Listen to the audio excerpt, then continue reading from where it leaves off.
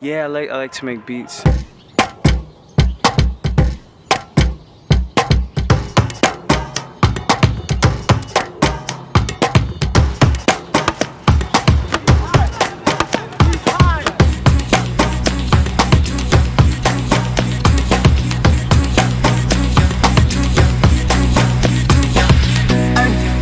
Coming here in like Vibe style. Cynthia over all the same color. I'm 5 well-rounded. Do you? Okay, Work my finger, make room.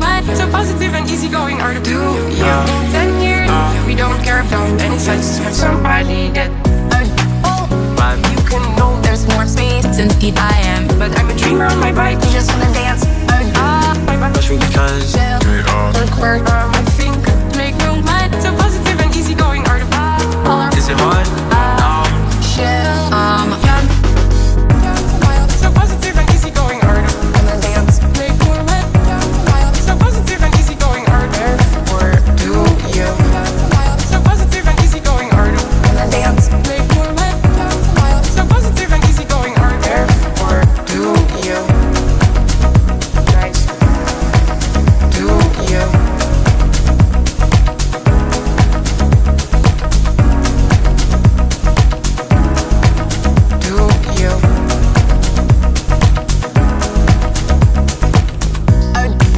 Coming here, we're like Vibe style. Cynthia over all the same color. I'm 5 well-rounded. Do you? Okay, Work my finger, make room. But I'm a dreamer. Do you? In 10 years, we don't care about any place. Somebody that vibe. you can know there's more things. Cynthia I am, but I'm a dreamer on my bike. You just wanna dance.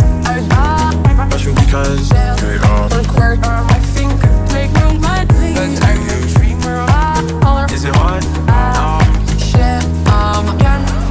Nice.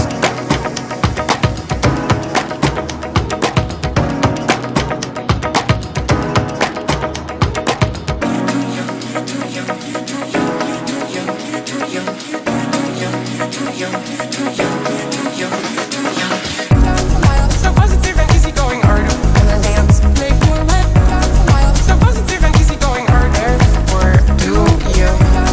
So positive and easygoing art. Wanna dance, make more so positive and easygoing art. Therefore, do you?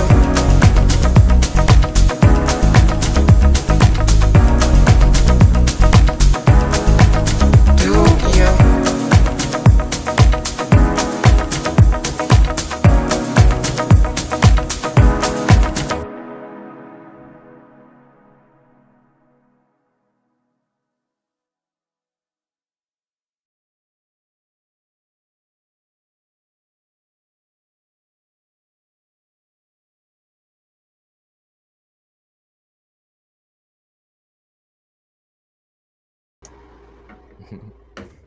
Oh.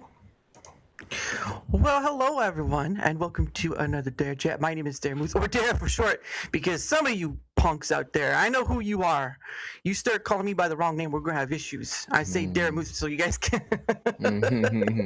I say it so you can get it right.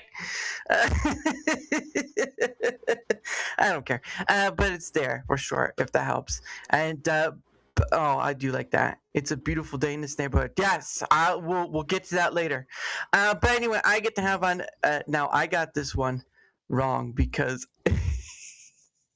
when I saw your name, I was like, "What does this 4 stand for?" And I just called you Mr. Roger. You're not the first. You're not the first. I promise. And I'm like, oh, okay. Well, this is nice. That's why I played into last time. Was like, Mr. Roger. This will play nice.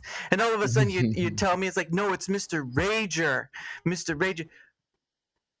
That's a weird way to spell for Mr. Rager. Goodness sake. Oh my goodness. But I do like just throwing out Mr. Roger because of course that just works. And it has a good connection to it. Yeah, it's got a good ring Yeah, to you it. got. Well, it's more of like, it associates with kindness and all the good stuff. Unless you're not any of that, then people just like, you know that guy, right? What, Mr. Roger? No, they call him Mr. Rager for a reason. Just letting you know. It's then become bounce more of a out. joke now. Yeah, now they all call me Roger. So Oh So that's goodness. whatever. I'm waiting for the day. You're like, well, everybody, how we doing today? Aren't you just having a grand old time? What's wrong with this guy? He has I a might as tattoo and well. everything. Yeah, he has a tattoo and everything, like all that stuff. D4R doesn't speak. I don't. What? No. No. Don't. Yeah, that's not gonna work. Why are you calling me that? What's going on here? Wednesday. Nobody. Look at that handsome man. I'm assuming this is your missus right there, or somebody. Oh no, that's my number one mod right there. Wednesday. Oh, look at Yeah. that. Yeah, he said he'll give you the 10 underneath the table later tonight. So just just keep that in mind. Stop eating my people. Stop eating. Are you trying to say eating my people? What? Gonna have to Don't eat rewrite 'em. that one. Yeah, don't. I'm not a cannibal. Let's just put that out there right now. I'm not a cannibal. But anyway, well, thank you all coming on, for sir. It's nice to get to have you here and just be a part of whatever tonight's eating. Yes. Why? Sure. Why would you say that of me? I appreciate you having me. Thank you. You're welcome. No, I mean, you're what? You're like, what's your main thing? Like gaming or beating people up? I'd take both. Beating people up in games. That'd be. Beating people used to be in my early days when I was younger, but no, just gaming nowadays. Nice. What? So how long have you been doing that though? Like, as like a content creator. I started last February. Really? Yeah. Wow. The first time ever. Yeah. I just had heard about Rumble, got going on it, and I was in Pudge's stream, I remember one day, and he had told me about joining the creator program, and so February I just went for it, and then I haven't looked back since. Wow, that's pretty awesome. Yeah, because again, there's a lot of people here who love you very much. This is not an intervention. I'm just saying that right now. This is not an intervention. So They say they do. Don't listen to them. It's a beautiful day in this neighborhood. In your face. Oh my goodness. There's a Ace at Friending. Ace is Ace at Friending. Okay. Well, you must be like a friender of some kind. I don't know. Yeah. But that's she's being a smartass, but yeah. Oh, hey, you know what? That's what you do is like, hey, I'm not paying you, but you know what? Keep going. I like when you praise me like that. Exactly. More. Praise me more. Please. I don't get enough. People say he's still raging out to this day because he's getting snow love. I don't. I get trolled all day. What's that TLC song? Ain't no scrub or something like that? Ain't no scrub, yeah. That shows you how old I am. But no, it's I always like to ask people about their stuff. Usually because I don't always have people who are content creators. That's not my gist of things, because that's what I mostly saw when I'm starting this out. Was before I even did this, I saw a lot of people just they would either invite other content creators or people who are within their field of what were they going for. Like if they were into comic books, they would go more for the comic book people sort of thing, or entertainment wise, they bring on other movie reviewers, all that sort of stuff, or people who worked in the industry. Like that'd be their sort of thing. And I'm not saying all the time, I'm just saying majorly that's what I saw. And I just like, well, why they have all these followers, why don't they like ask, like a quarter of them to come on in some way? Right. Yeah. Because it doesn't make sense. Like if you have someone who has like 50,000 followers, just imagine how many people you could have on. And that's, I don't want to say it I don't want to mean it in a bad sense, but like just imagine the content that could be, right? Oh, of course, yeah. In a good way. It's part of the job. I'm always thinking about that. All what could be the potential of, for content. Well, there's a business side to it, and then there's a hobby side to it, right? There's two different sides. Yep. There's two different sides of this thing, and I'm more on the other side, because if I don't have a business out of this, I make something, but if I make anything, like any little money, I appreciate any of it, but I don't. It's not a business to me, and I see all those people who do make it into a business, and I'm like, Yeah, that's why I've never like agreed with the whole making your brand thing, because Yeah. I started this just having fun, and then like being in the creator program taught me how to do the content, make the content, which I love making shorts and doing the editing, and I enjoy all of it. So I'm just here, yeah, like you said, for the hobby. I'd say that more describes what I'm here for.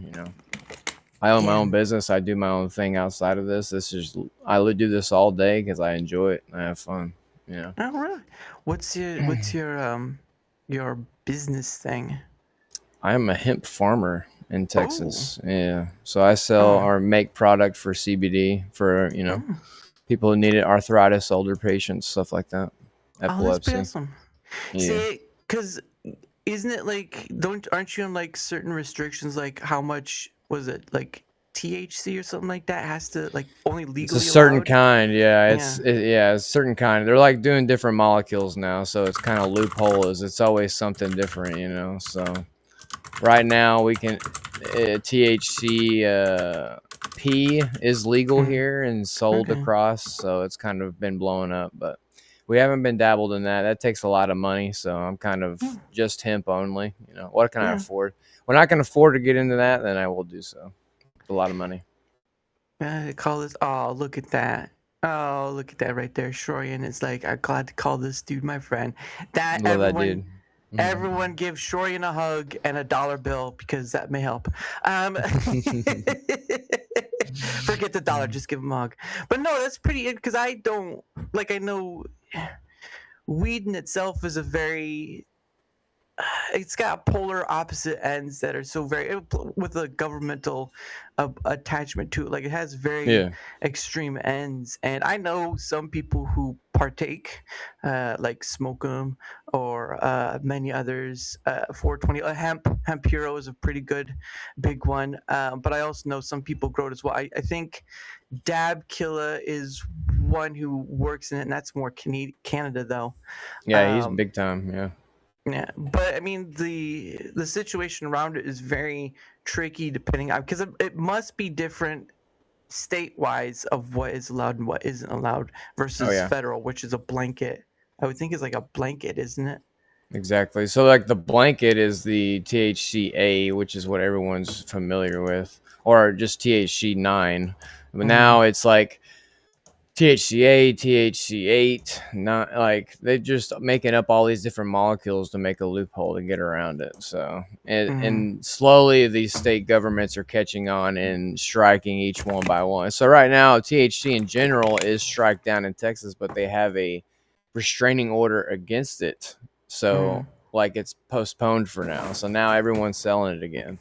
It's just a weird thing.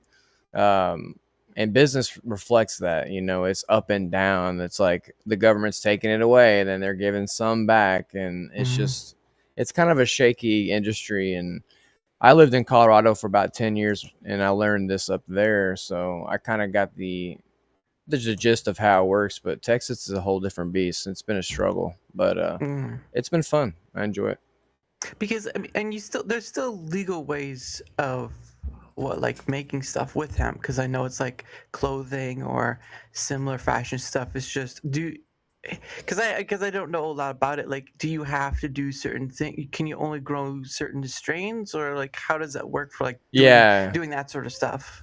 Yeah, so when you get licensed by the state, they give you a list of what you can, according strain wise. Mm-hmm. But CBD over the 2018 hit the Farm Bill it's legal to have. So CBD products like for arthritis, like rub, like you could even smoke it, and that's all legal to do. It's no Okay. different. But when the THC is involved, it's a little different. But even with hemp, I have to have it tested. It has to be under a certain limit of THC, and if it's not, then they make you destroy it. So it's kind of a Mm-hmm. pain, and that's something we can't control because hemp is something genetically modified. Hemp and weed are one thing at one time, like they're all the same. So now it's been Mm-hmm. pulled one way. So talking about genetics, when you're like in the heat drives the THC up in a plant, so that's kind of where the bugaboo is. So you can have hemp grown in a field for 6 months, take it in, and it's hot, and it's because of the sun, so it's a lot of things that go to it, a lot of ebbs and flows, ways to manage it. Much harder to grow open, stuff like that. So grow open, does that mean like you have to keep it in a Like out in a field, like not in a greenhouse, not covered, not lighted, Okay. indoors. So yeah, when you're Okay. open like that, that's where you're more liable to run into that kind of a situation. So for me, I have a closed green door, closed environment. That way I can control everything, make it, Yeah, well, especially with Texas being the way it is, like certain areas are very desert-like, and so you're kind of like, the heat and all that stuff. And I'm pretty sure you have to have a certain degree of temperature, otherwise it just dries out and dies basically. It's a pretty resilient plant, yeah, but it definitely will. I mean, but like I said, left unattended and just like that, it'll spike it through the roof testing wise. So it'll be destroyed anyway, and it doesn't do what you're growing it to do. There's not the CBD's gone. It's just a hot plant at that point is what we call it. Well, that's pretty interesting. Yeah, because it's a fascinating thing. Just on like, because I agree with like the medical side of it, because there are people like who have like the biggest one for me is those who have epilepsy, right? Like Yes. those the ones who have epilepsy. Like if you've never like I've had a family member who had a seizure, but it wasn't like a normal seizure like you usually see people, but it was sort of like, they kind of went unconscious for a bit and all that stuff. But like seeing someone have a seizure is not a fun time, especially if you have no idea how to deal with it. It is probably one of the scariest things I think someone can deal with, because if you don't know if you've never dealt with it before, or if you've never seen it before, you're just like, what the hell's going on? You think like Exactly. they're in a death row of death, really. Yeah, or possessed or something. It's wild. Yeah. I mean, that's why. I mean, honestly, it's funny you mentioned that's why I got into this. I grew up with my best buddy. He's part of a Hispanic family. He had like 8 siblings, and one of his mother had that. And it was like a life and death thing every day. And another person on here I connect with a lot is Crippy Chuckles, and his son deals with that. So we've had a lot of discussions about that. It's no joke, man. It's Yeah. And that's why I do it, is for those kind of people. They're able to actually sleep at night and not be worried that whoever has the episode is going to die or not make it through the end of the night. So that's not something someone should deal with every day.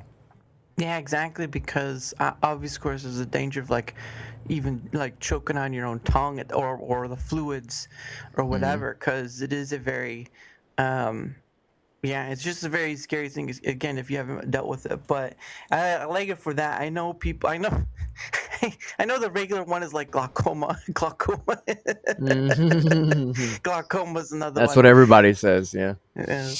And Olo says, "Evening to you and your guest. Was it tech problems last time? My test stream today. Everything and more went wrong. So much swearing. Like with my guest yesterday. Like I didn't have any issues yesterday. I don't know. If you're talking about last time I tried to invite him on, I didn't feel good, and that's why it didn't work out. So, but I didn't have any issues yesterday. So there's that. But yeah, let me know. Mr. Rager puts the W in the weed. But I'm sure there's a lot of people in Colorado that are willing to disagree with him. Yeah, actually.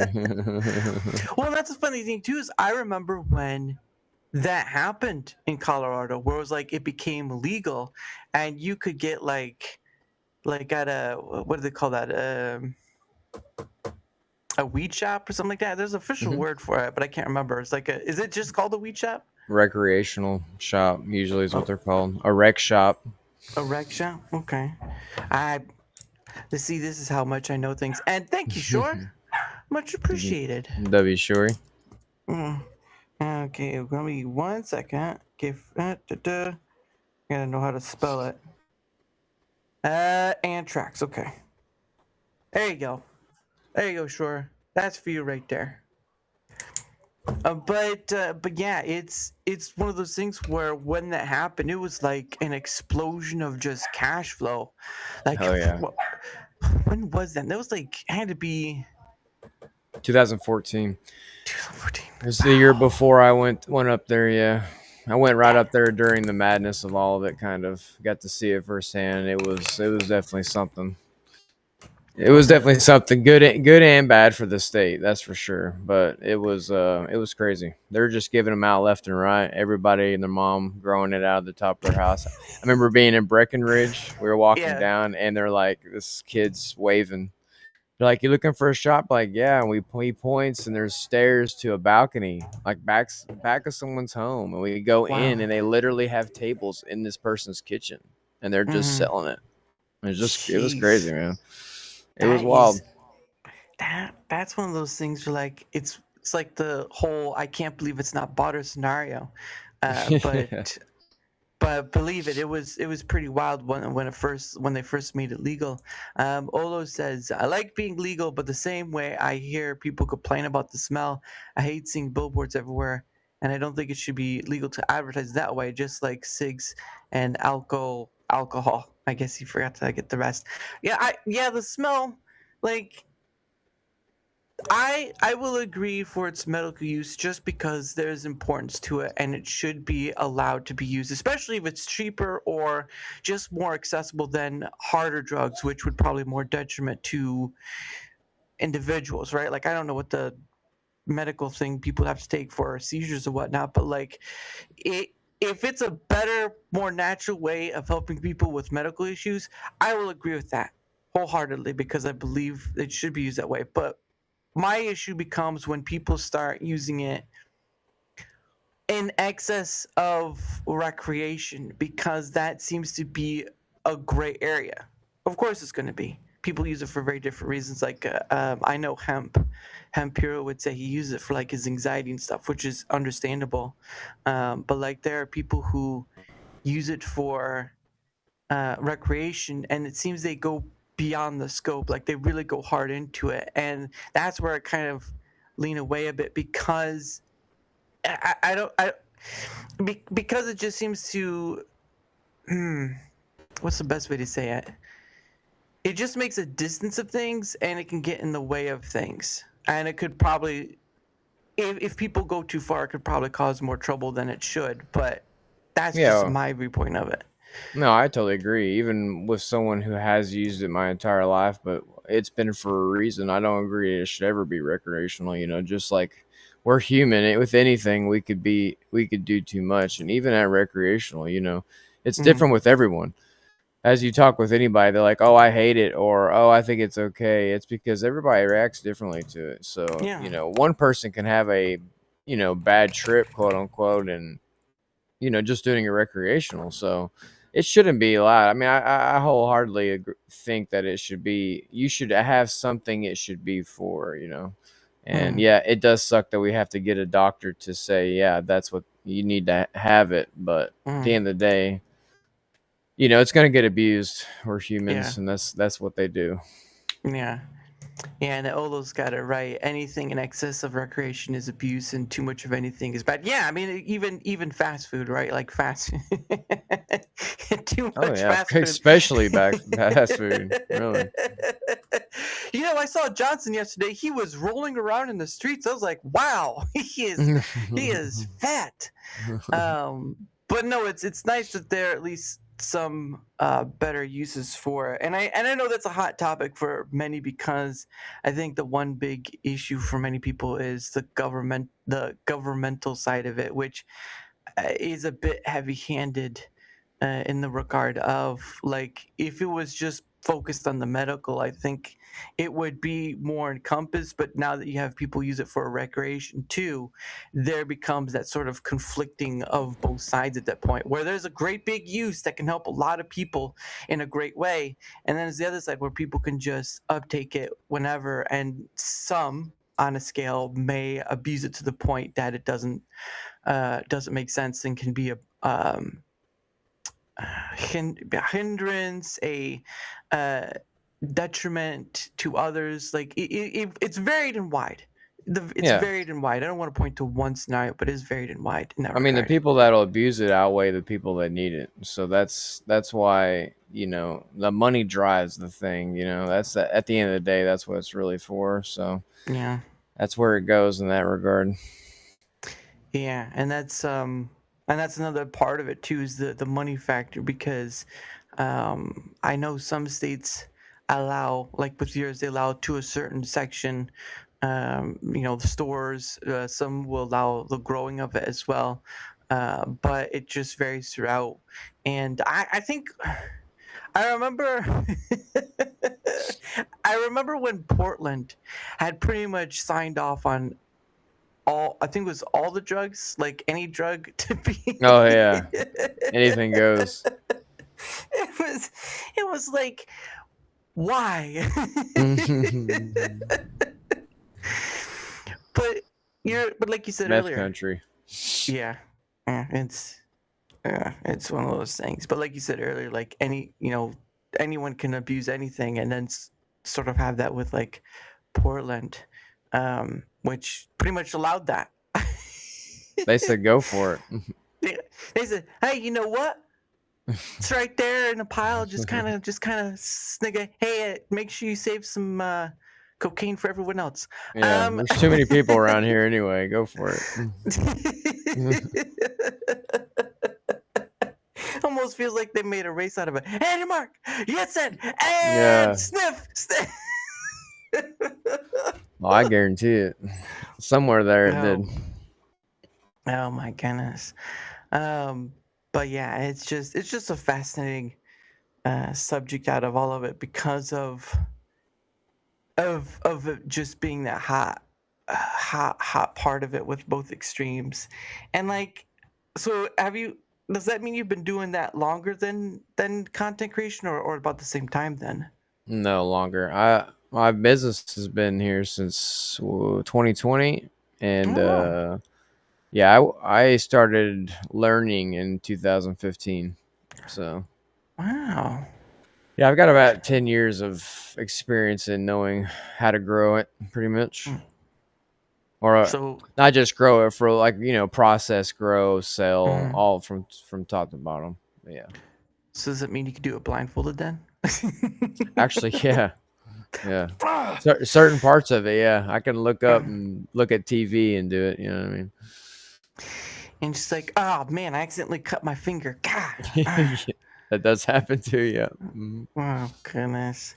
But no, that's pretty awesome though. And again, it's like, especially with content creation, it's kind of nice to have something that doesn't, because my issue with one of my issues with content creation is that, like with anything, some people, a big chunk of people go and do it for full time, which like earlier, it's like there's a whole, you see it on Twitter X, right? Like the tips, the tricks, all of it. And like, it's just, I don't know.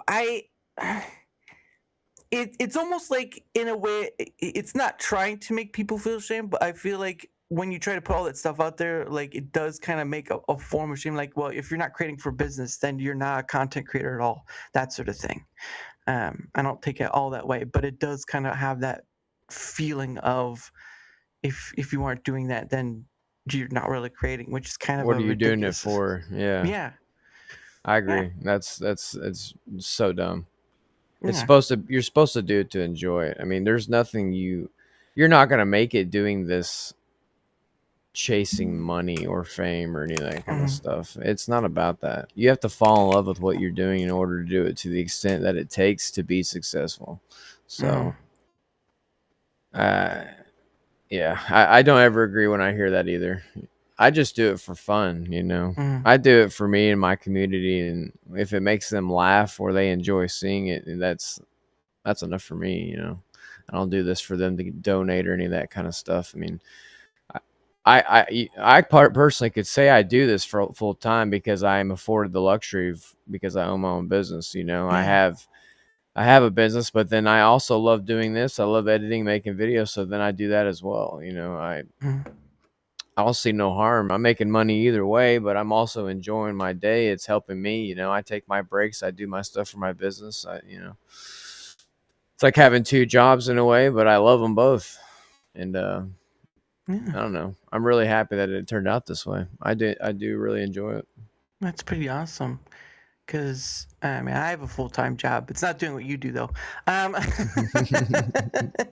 But having that full-time job affords me that ability to come and do it, like you said, because I feel like in the regards of that sort of going into full time, that there's a sort of, I know many won't see it like that, like it's a business, you can make a lot of all the sponsorships and all that stuff, but like Mm-hmm. there is a sort of tether to it where you've traded your the one person you were supposed to be for your boss, versus now you have many mini bosses to some degree, Yeah. if that makes sense. And so No. you have to s- you have to entertain them enough for them to give you a financial backing in order to do it, whether it be sponsorship stuff, selling stuff on your store, and all this. It's just it's a mind-boggling process to me, because I look at it as like that's not the origin of why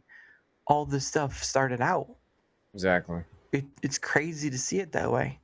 And Mrs. Roger, of course, there is the Mrs. Roger right there, saying we all go up together. I would like to believe that, but I also live in a world where human beings do not always work together well, or there's ego, or there's other frictions that come about.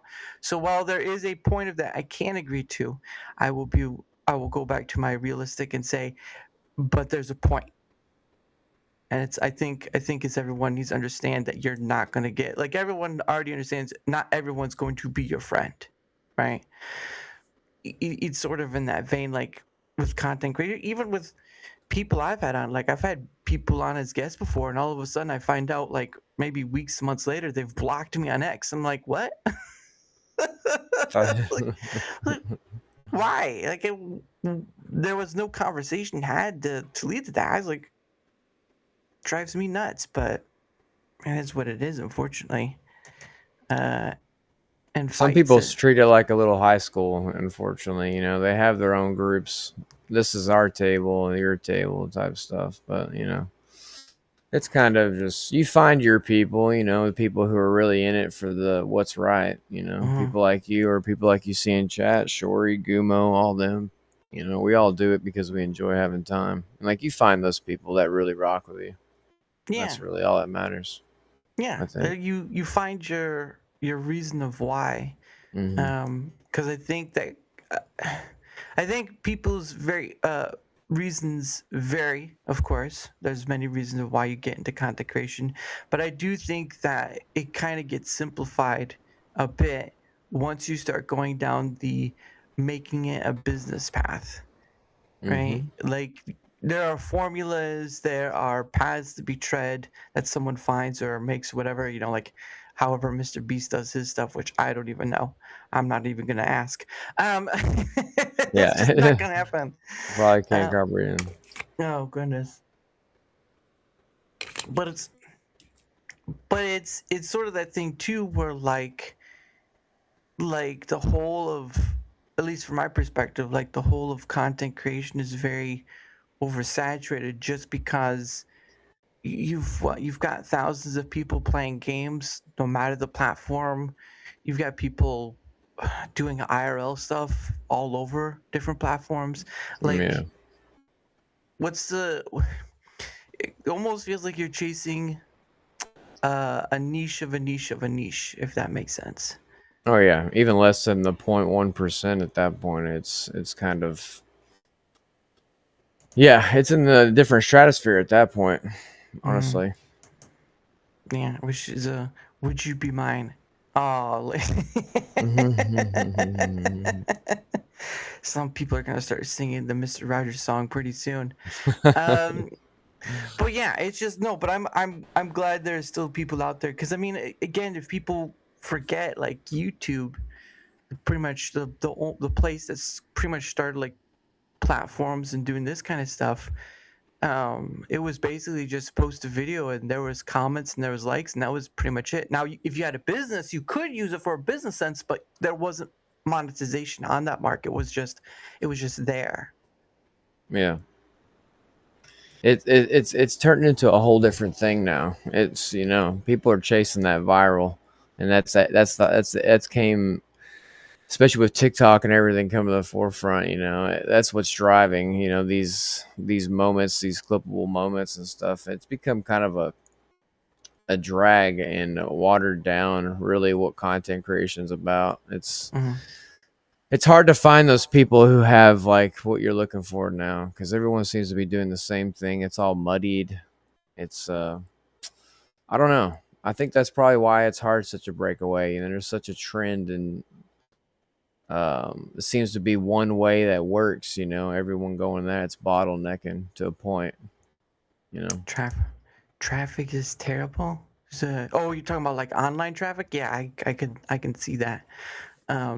Just because of and I don't go like in the inclusion of, I don't go to like just one platform and say this is what it is. I'm like, all platforms have that sort of similarity to it, which I mean, even Rumble, and to some regard, is not much different than the other platforms out there, because they're all a business at the end of the day, right? Like you run a business, so you have an idea of like, you have to meet not a quota, but you have to meet enough to keep your business running, basically. an expectation for sure. Yeah, like, you know what you have to hit in order to keep going, and it can't be anything less. It has to be more, if anything. Even the number, you know, it has to be more than that, because you never know what comes with. It's just owning, you know, you have all kinds of stuff that comes with that, more than you'd ever even comprehend until you actually have one. Like, even with doing product distribution, you know, you don't think about the fact of like what happens if it makes somebody sick, or, you know, somebody says something about it, or they try to, you know, there's just all kinds of repercussions for it. Yeah. which is sort of the thing of like, you know, businesses and the review, you know, you put your reviews out there and stuff. But yeah, I would say like the hugest risk is even having a business, no matter what it is, because the pros and cons, like I can't imagine like I'm pretty sure you're chill enough that like each month just comes to you like, yeah, sure, but like maybe at least like once in a while you're like, you get something where like, this is not looking good.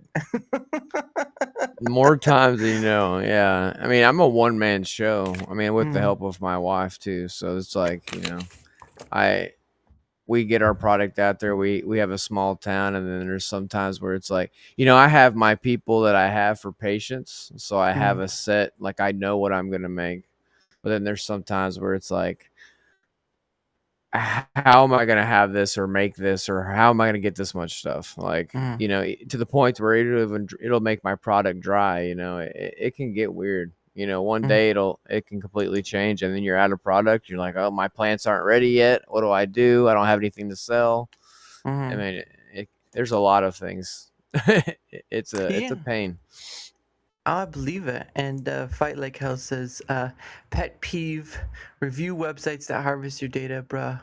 I'm just trying to do my part and leave a review. Don't do me like this. And that's where I enjoy having something like Brave.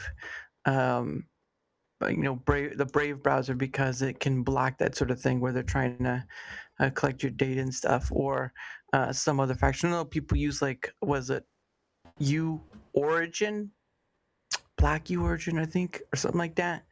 But yeah, I just whatever one you want to use, I just use Brave, and I also use a VPN as well. But that's just me. But yeah, I'm not. I used to do like the small stuff, like Block Origin. Thank you, Fight Like Hell. Block Origin. I knew I was mixing it up somewhere. But I've done smaller stuff. I've never been a business person. I would sell like, for like a fundraiser, I sold like box of candy, or I would want to like programs for some sports thing or whatever. Oh yeah. But mostly, Oh, really? Yeah, we did those a lot in school too. I remember exactly what you were talking about. They give Yeah. everybody that little pamphlet like, "Hey, sell this, and you get to do this, or you get to go there." That kind of stuff. We had a lot of those. Yeah. Hey, thank you, duct tape. Much appreciated. Hey, Pretty cool. All right, one awesome. second. I gotta write this character. Duck. Yeah, I gotta spell it right now. 71. Now, I want to know why it's 71. Why not 69? But anyway, here we go. Thank you, duct tape. Nice to see you again. Much appreciated. Thank you. But yeah, it's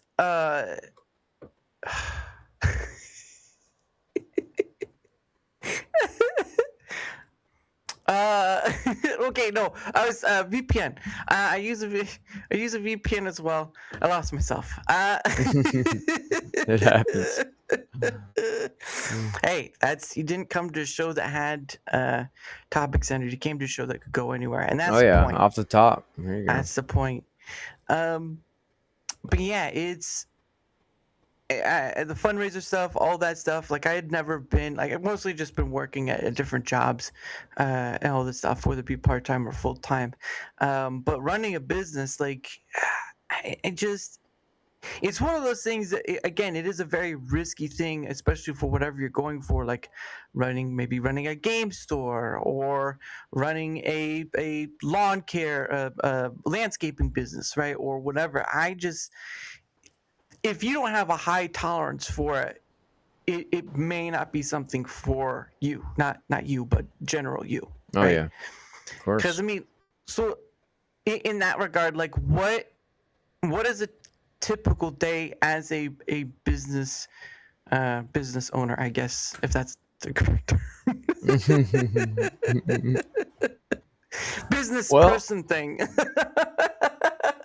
I mean, it's pretty well, considering I do everything. So it's kind of like I wake up early, I get over here, I make a short, and then I go outside. I mix feed. I make all the feed for the plants.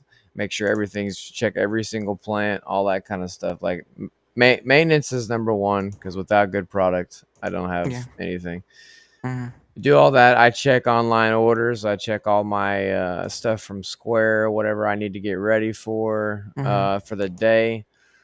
And then I just pretty much get my stream ready and I get right into it. And then during my stream, basically, I will take breaks and then I run the grow. I do maintenance. I do all kinds of things, And on my days off is when I really get... I mean, I'm watching plants grow. I'm not going to exaggerate that I'm doing rocket science over here. So it's nothing crazy, It gets crazy when I have to make product and stuff like that, because that's a lot of baking, a lot of like mixing stuff, making gummies, suckers, all this kind of, Really? But yeah, we do like a trade day things in our small town. So we do like a bake of CBD products and stuff, take that up there, and different ways for people to take them. Some people don't like having the oily lotion on their skin, so they like to take a gummy that makes them feel better, or vice versa. So I like to have all kinds of just ways, so people can at least experiment and see if it helps. We have a older community up here, so I'm really pushing the epilepsy and all that stuff that's really high, dementia stuff that like really causes pain, and kind of helps them sleep, stuff like that. So. And it's pretty awesome. Yeah, it's been fun. Let's see. That's in itself was like, yeah, it would. Yeah, some more times I understand the time off because you're just watching, you're watching plants grow, which is sort of like the saying with like the pot's not going to boil if you watch it or whatever. Yeah. And so I kind of figured like that's with the same plants too. But like when you do, when you bake, do you like use like the outdoors as well? Because I mean, it is pretty hot. Or do you just consider like a sort of a, what do they call it? Sort of within bounds, like you can control it, sort of thing.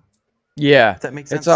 Yeah, I mean, mostly what we bake is our dog treats. So I make Oh, dog okay. treats. So for dogs that have like joint problems, can't move as well, this dosage kind of helps them move around a little bit. Nice.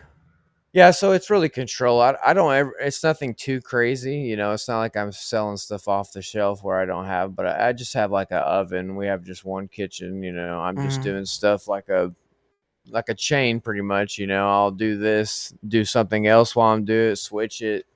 Make some suckers as well. Everything else is I have machines for my oil, my gummies, stuff like that. So Mhm. not very big stuff, but I kind of have like a little assembly line. So it's a crowded kitchen, if anything. Where did I put those gummies? They're in the oven. No, no. Exactly. Oh, that's pretty cool. That interests me. Like, how do you take a plant item and turn it into like a gummy or a hard type of candy? Because I don't know how you would be able to do that. You almost like you have to pulp it or something. Like you have to Well, blend there's it. different methods. It just depends on what you're going for. So, like, for example, for my gummies, my stronger product, I use the keef or the powder from the plant. So, Mm, when you see like the bud of the plant, like all shiny, stuff like mm, that, that's the keef. That's like the trichomes where the good stuff is. So, like, I have a shifting basically I just run it through a big screen, over and over and mm. over, and it's tiring, but eventually you're left with a product of just pure keef, and then you have to decarb it by cooking it, and then you mix it into a big bunch of gummy stuff, and I mean it's a whole process, but it's it's interesting. Every product I have is a different way of using the plant so that every piece of the Interesting. plant isn't wasted. That's interesting. I mean, it kind of like you hear those kind of stories of like the Indians who would use pretty much every part of the buffalo or whatever. So I mean, it kind of makes sense that you would want to use every part of the plant in order to not have anything go to waste. Because I mean, even then, like even if there was waste, it'd be compost. Yeah, I mean, the only waste I have is from my old machine, and it's just like a clump of like crap. I just throw it out. It's useless. It's all burnt up, and it's been sitting in 400 degrees for an hour, so it's Mhm. just completely drained of everything. It's basically what you said, just compost, just Or leaves. just turns into like a what is it they call it tumbleweed. Yeah, not Does far it? from it. Goodness sake, does it get crazy down there for tumbleweed? It doesn't where you're at. Particularly, I'm next to a one of the prairie national parks. So Hmm. yes, it can get pretty crazy. I've seen one as big as a hay bale, and it's pretty gnarly. The winds can get in the plains out here going. So there's some big stuff rolling around. Hmm. That is insane because I've only seen videos of tumbleweeds, and obviously, of course, tumbleweeds have been like a big thing for like cartoons and Western movies and all this Westerns, stuff. yeah, the Yeah. staple. Oh yeah, very much a staple. Yeah. Is Shorian's asking, is there a website we could order from?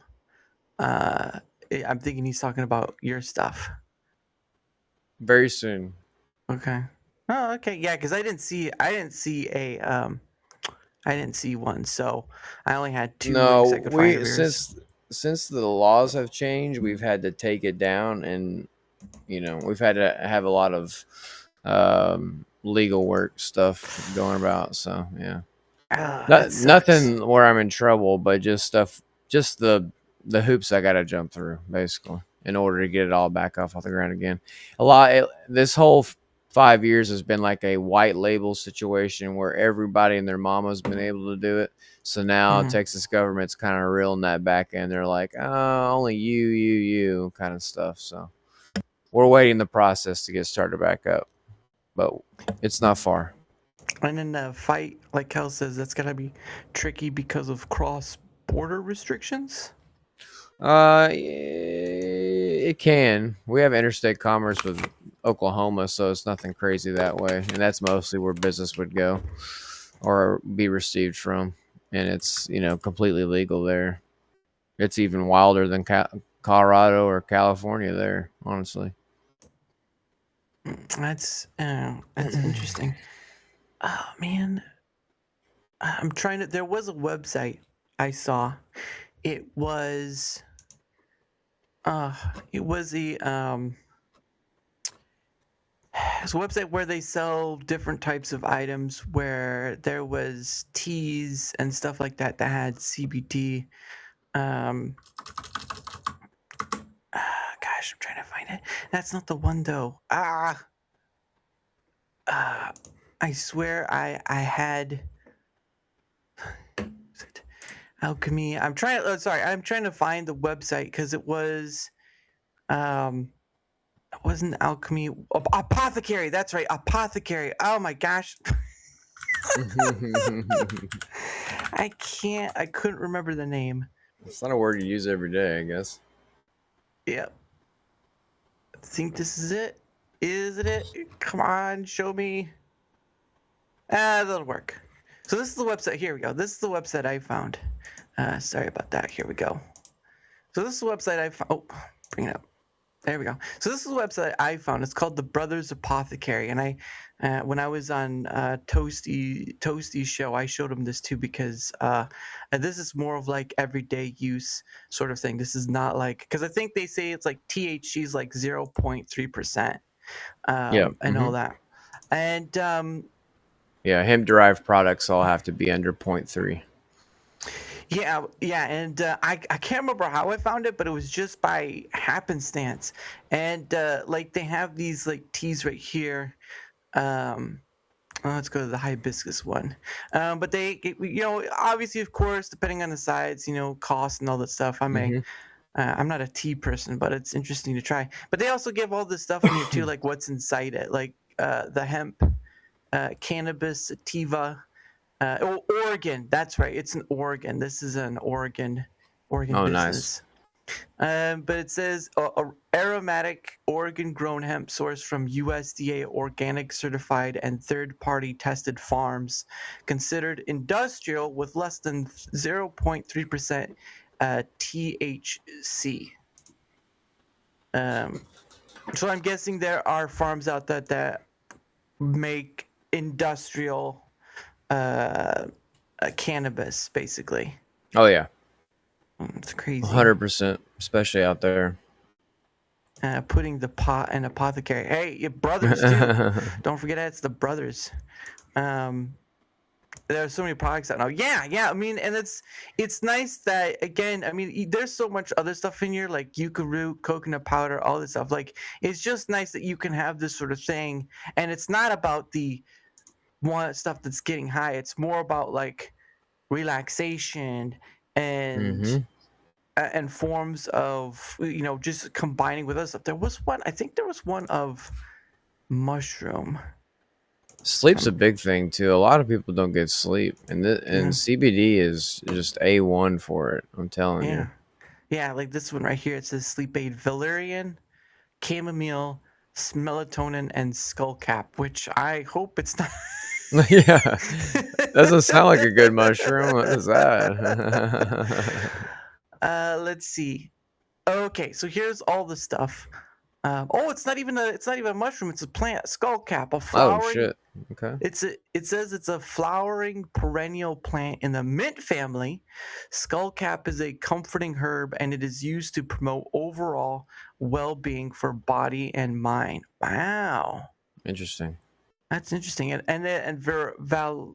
think it's valerian root. It says it's also another perennial plant, native to Europe and parts of Asia. These roots have a pungent odor, so basically don't go sniffing because it's going to stink. And they have been used in traditional recipes for thousands of years to help support natural relaxation and healthy rest. Hey, Fada, what up? So yeah, it was just, again, I came across this place. Sounds like a toxic mushroom. Wow, that's what I thought it was too, but it's not. Yeah, exactly what I thought. But it's I came across it by accident, and again, it shows the sort of that good side of what hemp plus other plants can do for on a natural, because a lot of stuff is processed in that regard. Even some teas, even certain like that, some stuff is processed. And so having stuff like this in a natural sense, or stuff like yours, is a bit more healthier than going through a processed state of like industry, if that makes sense. Oh, 100%. I personally, like, for example, like our oil rub we have is just CBD Okay. oil mixed with essential oils. That's it. You could. Okay.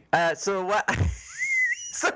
What happened was I was trying to back out, and I backed out the wrong page. So that was Oh on no. me. I was like, I gotta back out of this, and then all of a sudden, like, why am I out? Oh, son of a biscuit! I was like, wait, it's just me. Hang on. Yeah. Oh, it's goodness sake. But yeah, but they again, and they still like stuff like this, like paint away, like essential oil rollers, and stuff like that, or honey Yeah, see, drops. that's what I was just saying to the chat. Like, that's one of our things is the for arthritis and stuff is an oil roller. So it's just CBD with eucalyptus and like pretty much any kind of essential oil you can think of, lavender, all mixed up. And I mean, it does wonders. I'm telling you. You ever had a pain? You just roll that on it, and it's just gone. It's kind of wild. Yeah, it's just showing out. Yeah, well, too late. But no, because I remember there was a festival I was at with my family, and there was a table, and this guy was selling different salves that people could buy that were CBD infused, and Yeah. I know that's joint stuff and like that, and frankincense. That's something I've not seen used anything, but like. It is again. It's going back to this fascination of having something. Oh, don't tell me. Okay, it's going back to that fascination of here's this thing. It does kind of have a bad rap to some regard, but it has a lot of good aspects too that I think could outweigh if promoted in the right aspect, if that makes sense. Because yeah, it's all It's all just about. it's just had a steep hill to climb, you know. It's been Yeah. had a bad rap since day one. So now it's like, oh, but hey, it's actually good, you know. After the whole say no to drugs and then everything, you know, you've been told as a kid, you know, say no to weed, all this other stuff, and now you're seeing why it's here and why it's Mhm. been around for so long. You know, people have kept it around this long because it has these tendencies that to help people with these things. So, Yeah. um, And I wanted to show this one. This one has the mushrooms in it. Um, don't take ooh. forever now. Yeah, please don't take forever. But like this one here, this is a tea. Oh, it's a hot chocolate mix. Never mind. It's a hot chocolate mix.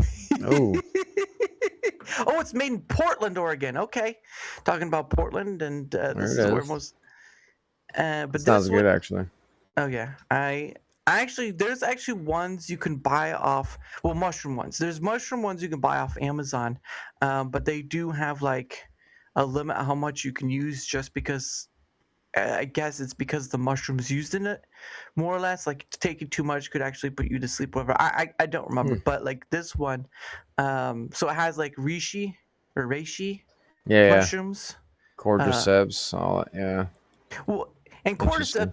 cordyceps have a bit of a bad rap too, because it's sort of a parasitic fungi. Yeah, it's from that one zombie show. Now everyone doesn't trust it, but it's been used for a very long time. Yeah, and then you got chaga. Chaga's one. I've never even heard of that. Lion's mane, turkey Turkey tail. tail's huge. Yeah, that helps like a lot of people with prostate cancer. They have They have like turkey tail treatments, and that stuff Ah, helps a lot. Yeah. that's pretty crazy. My take, now this one is weird. Agaricon, a wood decay fungus. That's interesting. Damn. I feel like we're learning a lot here today. Hey, and Jim, what's Yeah. up? Cordyceps for taking over your brains. Yes. The game it was from was called last one. No. The last one. No. What was the game? It had Joel and Ellie in it. It was Oh, Last of Us. Last of Us. That's right. Yeah. That's the one where it came from. Yeah. That's what I was trying to think of. He added a D to his name, by the way, Dara. What? So what? Where did I add a D to his name? Where? No, it was. I thought it was spelled that. Oh, never mind. I'll fix that later in production. I thought I had a D in it. Okay. Yeah, The Last of Us. But thank you for letting me know that. But yeah, and this one right here is called Messima sanghuang, an orange mushroom that grows on mulberry trees.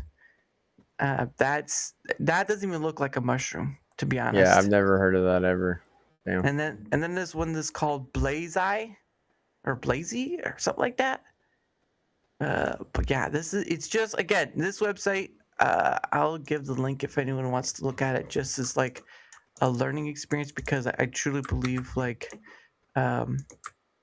people can, even if people don't take it up. I'm not being sponsored or affiliated. It's just you find a website and you're like, oh look, there's this great thing right here, and just share it. So That's a lot of good stuff for sure. you know, so Natural.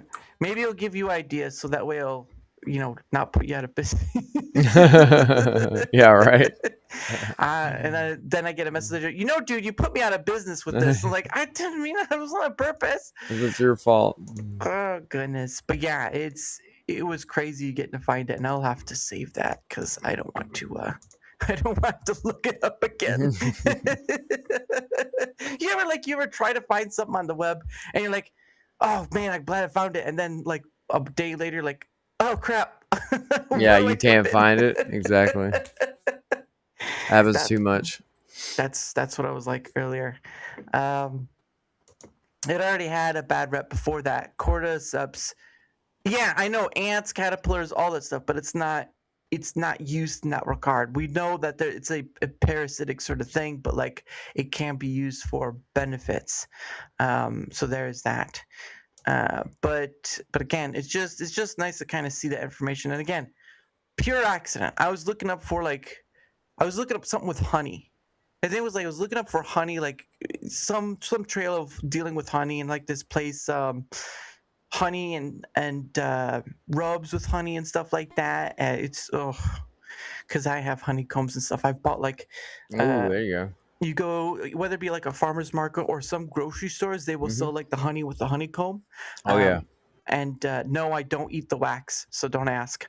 But those are pretty expensive, to be honest. And the reason why I heard of why they're so expensive is because it takes away from the comb, and it takes time to build a new comb. So basically, they're giving away comb with that, and that takes all that stuff. But it is I would think it's a big money maker, depending on the buying and stuff. But it was just fascinating. I have to find that website too. There was another one. So many places that you find when you don't have roadmaps. Like, you should go here, you should go there. Forget that. I have too much fun with not having a roadmap. But anyway, it is the top of the hour, and so what happens, Rager, is I set aside some time for me and my guests to promote our stuff, whether they're a creator or not, because again, I don't always have on people who are creators. But for those who are, I do promote their stuff. So I do have your stuff here. But if you want to promote your stuff your way, the floor is yours.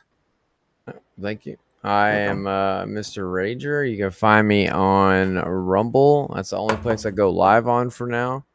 I have a TikTok and a YouTube as well that I post shorts and long form videos on that I'm starting to get into for certain games or whatever I find cool. So yeah, it'd be R4ger is Mr. Rager.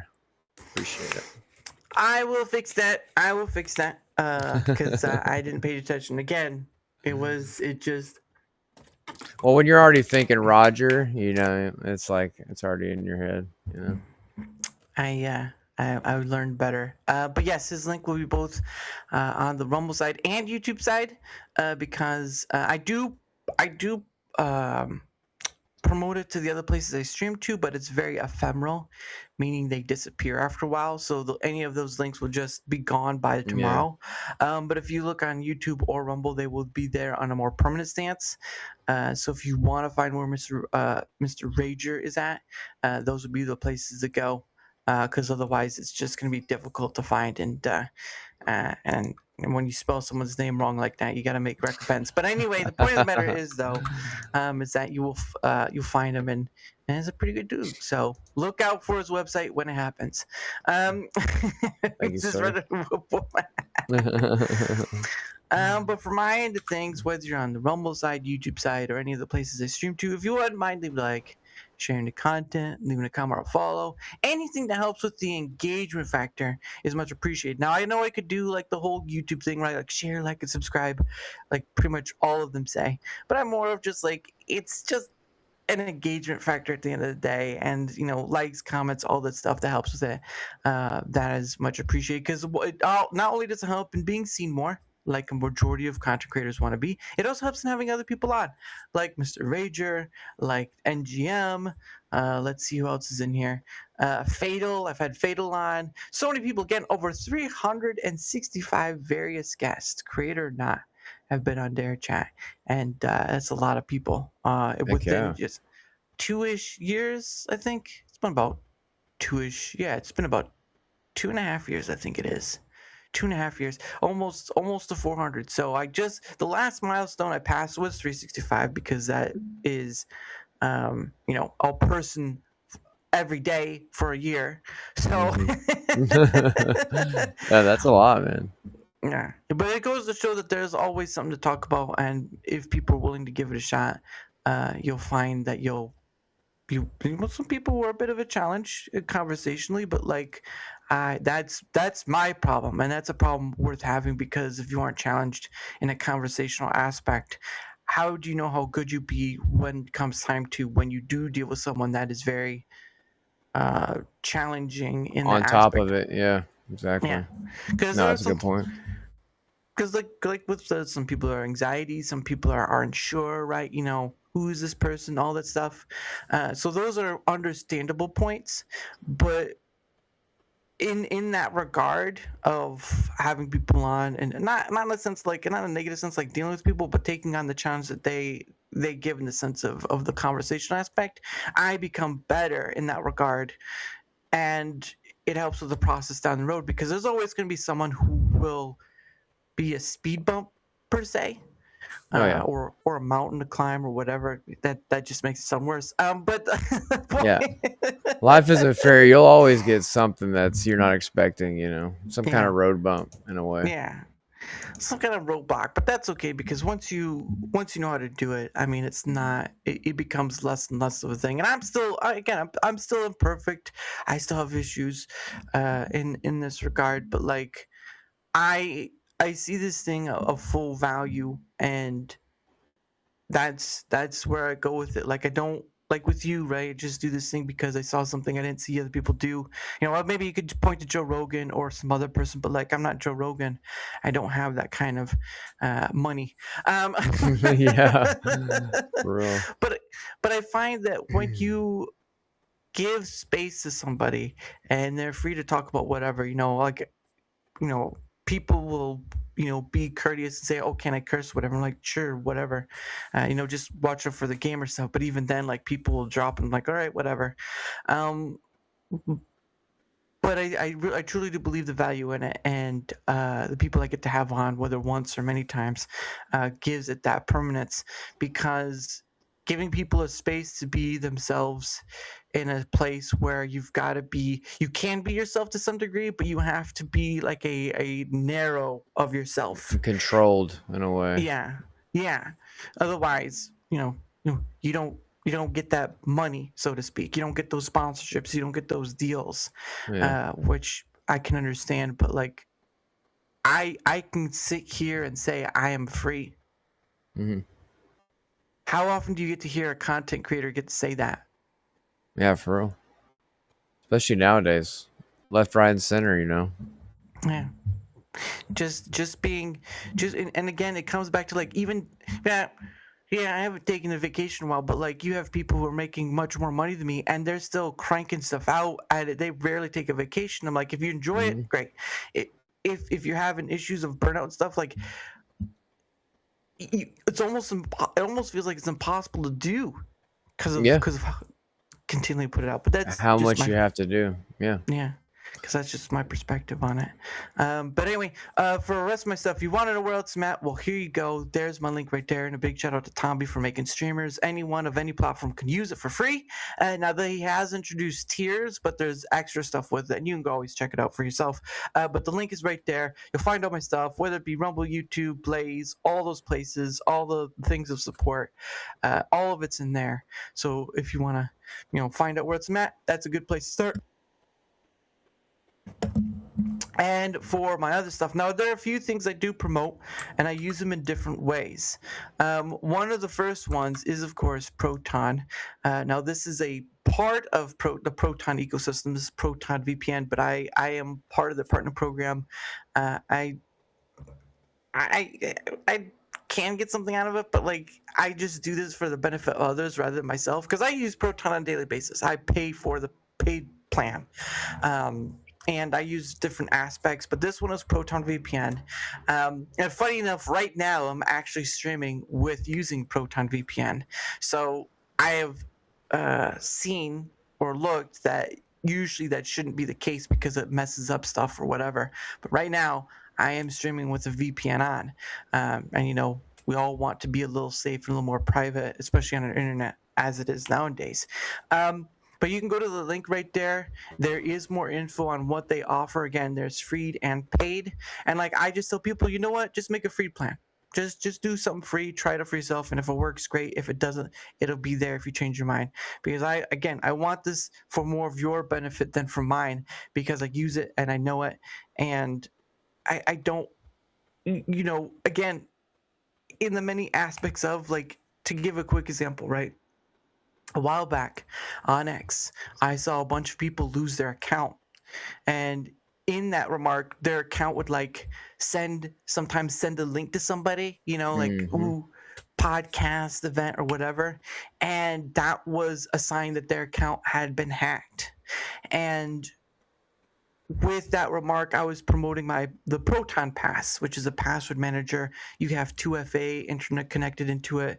You have password generator in it, and all that stuff. And like, even if they just make a free account, I feel they are much safer having that than just not. And once you lose your account in X, it's almost impossible to get it back. Like, seriously.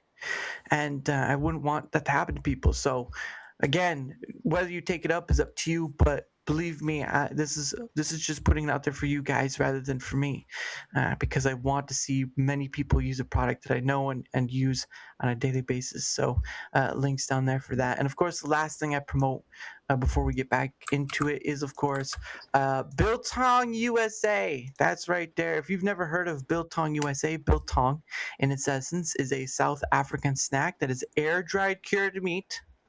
The owner of this business I've had on, his name is Anton, and funny enough, they actually have a business in Sunset, Texas. So if you're in or near the Sunset area, you can go in their in-store. They have hot foods that they sell. They also have a bunch of different items from like the UK. They sell sweets and treats. From the UK, they sell jams, cereal items. They even sell toiletries and all that stuff. If you can't go to their thing, there's a website right there where they sell all the same things. So whatever's on their in-store is on their online store as well. And you can use code DARA, DARA, a 4-letter word you can say, and they save you 10% off. So, but regardless, it's a family business, small family business that is here, made in America. And again, if you're in the Texas area, it's always good to go and visit them. And if you do go visit them, let them know I sent you. I won't get anything out of it. I just want them to know I sent them. How did you find us? There's some crazy guy on the internet. He calls himself Dara. Be like, God dang, that guy again. Oh man. If I lived Craig, close, that's I right. would. That's for sure. Yeah, for some, like I had someone else on. Her name is Carol Brown, and she lives in Texas too, but it's not close. Like I think they say it's like to the like to the left of like Texas, like it's all the way over to the left or something like that. I don't know Yeah, where it is exactly. kind of by the Panhandle, past the Panhandle a little bit. Yeah, it's Um, far. yeah, that sucks. But I still think for many, if you're close by, it's worth looking at because again, family business made here in America. And again, a lot of people, right? I think many of us saw this. A lot of people past few years were asking for more made in America products, right? And I know that meant like tools and cars and all that stuff, but like even food items made in America can be part of that. And so take that as you will, but can't keep asking for American made products if you don't help support the ones that are already here Yeah, trying to do exactly. that. Especially this man right here who's trying to make more American made products right there. Trying. He'll put a little sticker that says American made. Yeah, exactly. Right at the end. It'll just be like a little sticker on the bag or like a slip somewhere. It's crazy. Trump just introduced even more tariffs. Well, I mean, I don't pay attention to the political side, but I mean, it's not a surprise either way. But so for your stuff, right? I know you said you do gaming, but like, what games have you been playing so far or currently playing? I'm a big Dark and Darker player. So I've been playing that for like 4 years now, but that's like what I'm known for on here. That's what I've been playing like my entirety. But we're kind of variety. We don't have anything set usually. I have a group of friends I play with, so it's kind of just whatever's tickling my fancy sometimes, and I also have a music show that I have about once or twice a month. So that's kind of like it's been MIA the past couple months because I've been getting some more equipment. But yeah, it's kind of what I do for my premium stuff. So we kind of like they just kind of pile in. I make beats on a drum machine, or we just make songs, and we do that for a couple hours. But yeah, I'd say outside of that, I just mostly game, making stuff like that. But yeah. Nothing really set, man, but mostly just playing a lot of Dark and Darker lately. That's kind of my game. That's mostly what I play. I've never heard of that one, Dark and Darker. What is that one? You're probably familiar with Tarkov, probably to a degree, or you've heard of it. I've heard of it. Yeah, I've heard of it. Yeah, so it's kind of like that in a way where it's like a lot of inventory extraction type of game. So it's a fantasy game, so there's like wizards, barbarians, like you have a loadout, you go in, you get treasure, you try to get out, you don't live, you die, you lose everything. A lot of risk reward type of deal. But yeah. Okay. We were once ranked in it, top 10 in the game, so we were kind of like, I don't know, we've just always been a player of it, and that's just what I fall back to a lot when there's lulls and stuff like that. That's crazy. I think this is it right here. This is what you're talking about, right? Oh, no. Yeah. But yeah, it does look like a very crazy. It does look like a very D&D sort of thing. Well, it is. It's if you're a D&D person, it's based like all the classes and spells and moves are literally ripped from D&D. It's just in a FPS sense, kind of. So it's kind of interesting. PvP, PvE, it's got all of it. It's pretty good. Top 5 druid. Oh, nice. But in my heart, top 1. All right. Akugumo is really putting himself out there. Yeah, keep it to yourself, buddy. Come on. Someone's pulling up their britches a little too high, aren't we? Yeah. But it says a PvPvE gameplay. That's weird. Is it player versus everyone? Environment. Oh, environment. Okay. Yeah, but it's got both. It's got like that, and then it has a a player versus environment. So there's just like a AI, and you and your buddies can go in and mess around, and you know. It's pretty hard. Hardcore battles. Okay, that's interesting. Irresistibly classic. Aims to capture the wonder and awe of classic fantasy adventure games. We harken back to the old worlds where danger lurks around each corner, but where courage and adventure are rewarded with. I gotta do. Dark and Darker aims to capture the wonder and awe of classic fantasy adventure games. We harken back to the old worlds where danger lurks around each corner, but where courage and adventure are awarded with untold riches. Gotta do it like that. That's do it perfect. Like that. Oh yeah. Team up with friends and assemble a party. Increase your chances of survival. Choose from a wide. Is it sort of like War? What was that one game? Not War. No, War of World of Warcraft sort of thing, or In the sense of like looting and the spells and stuff, kind of, yeah. But it's more like hardcore and unforgiving in like the terms of combat and fighting other people and stuff like that. It's pretty hardcore as far as that goes. It's pretty interesting. Like, they give minimum for your system and recommended. So, it looks like Radeon RX or RT. Okay, so it seems like you have to have Ethernet cable or Ethernet and pretty high specs. It's interesting. Yeah, but like the one thing that gets me is when games get to like this high level. Like some of these games are getting ridiculous on the gigabytes. Yeah, this one's actually pretty decent compared to most. Like it's only 16 and like what was it? I can't remember what game I downloaded the other day, but it was like 89. I was like, man, geez, I'm running out of room here. Like, what am I supposed to do? I know on console it's even worse. You know, some guys I know download Call of Duty. It's like their entire hard drive. It's kind of ridiculous. Yeah, that's why I got like, so I have for my computer I have like a NVMe terabyte Samsung, because Samsung's good for SSD and stuff like that, or Samsung's well known for like the memory storage stuff. I know I have 2 hard drives and another SSD, but that's 500 gigs. So my hard drives are I think they're a terabyte each. Oh man, I'm gonna have to relook this up. I forget a lot too. But like, I mean, it looks pretty nice. Like I'm not much into D&D and that sort of stuff. It's sometimes the games of that regard go long.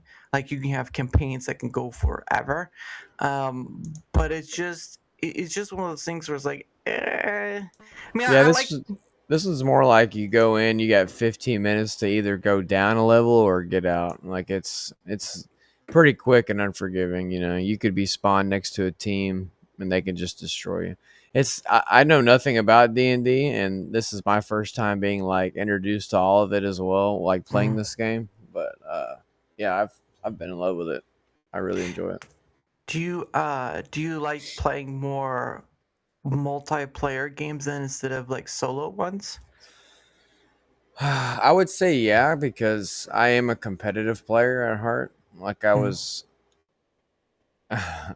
like I was kind of pro at Gears of War as a kid at like 14, 15. Yeah, so I was kind of gifted at that kind of stuff really early on. So I kind of always leaned more competitive FPS, fast-paced battle royale type, risk reward shit. But like lately, I mean, I don't know, now when it comes to regard of making content and streaming, I've really opened up the whole single player and what could be, and I don't know, it's kind of made me fall in love with gaming because there's just so much out there and so different things, and I don't know, having an audience and people who enjoy watching me go through that's really kind of like just opened up the type of stuff I play. So yeah, I've been playing like really everything. It's been awesome. That's pretty nice. I mean, because I know a lot of people like playing the multiplayer type games, and there are many of those out there. Like I think Repo is one of them. Is very multiplayer. Of course, you have the old favorite Minecraft, which is one right there. But like, did you ever try? Like, I know it was pretty big that people tried it, but did you ever try that? What was it called? Crimson Desert. Yes, I have that. Yeah, I played it for a while. I never finished it, or I haven't finished it, but I have. I have it. I, for one, thought it was great. I thought it was a great game.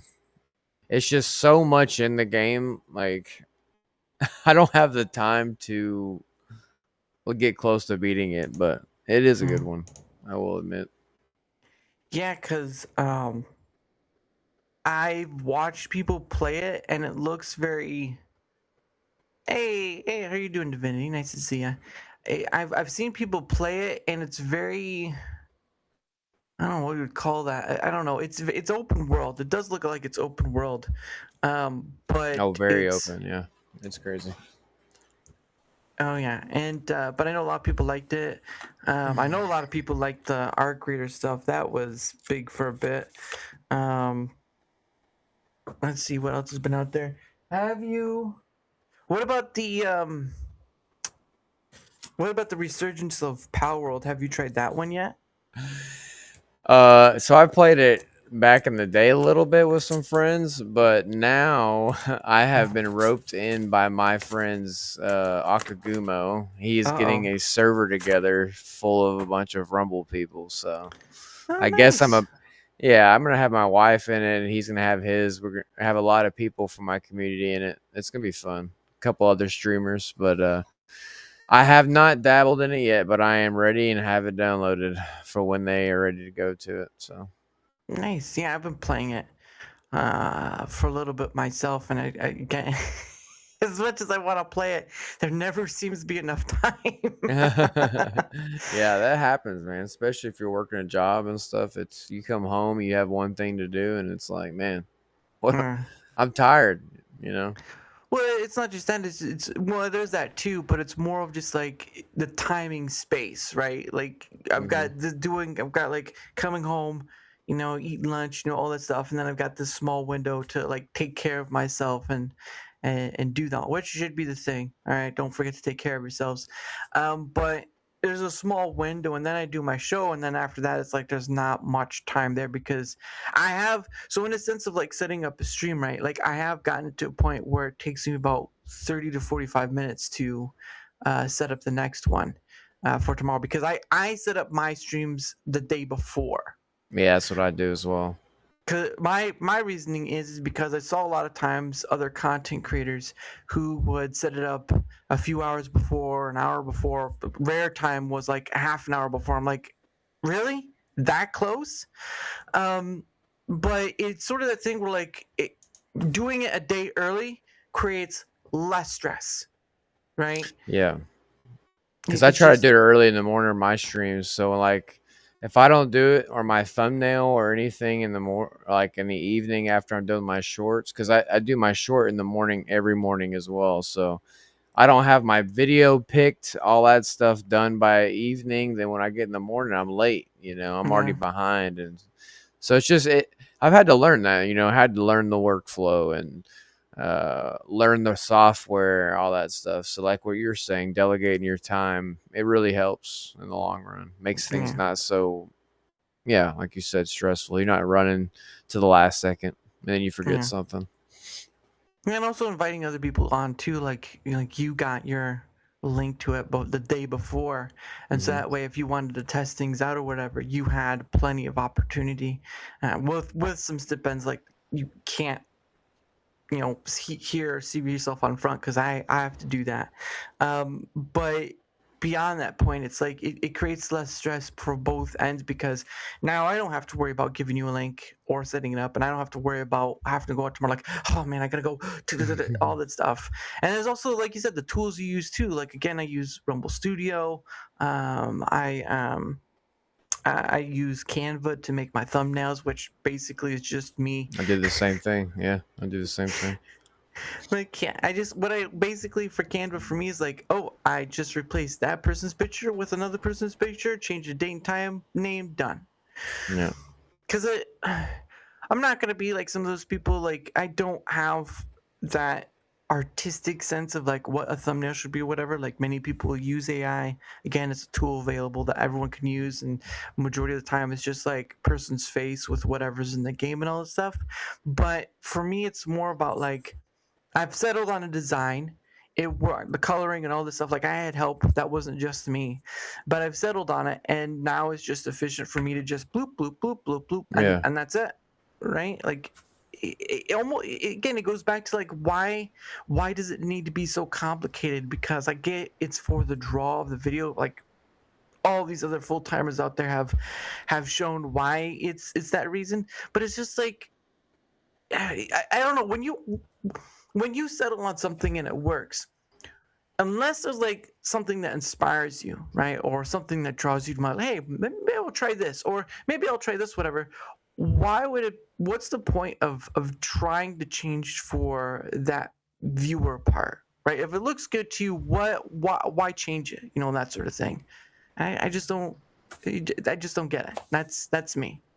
Yeah, see, I'm the opposite. I'm complex because I enjoy making the thumbnail. So I do it for me. Like I have never had the same one. I've always made it change, like a different one every time. Like I enjoy it. I just enjoy making and sitting down and creating that. But yeah, it just really comes back to whatever works for the person, you know, and it comes down to doing workflow. Like my workflow is complicated, but I have it down to a T. Nice. So like I'm doing a bunch of stuff for my thumbnail, going through all this stuff to get it right where I want it.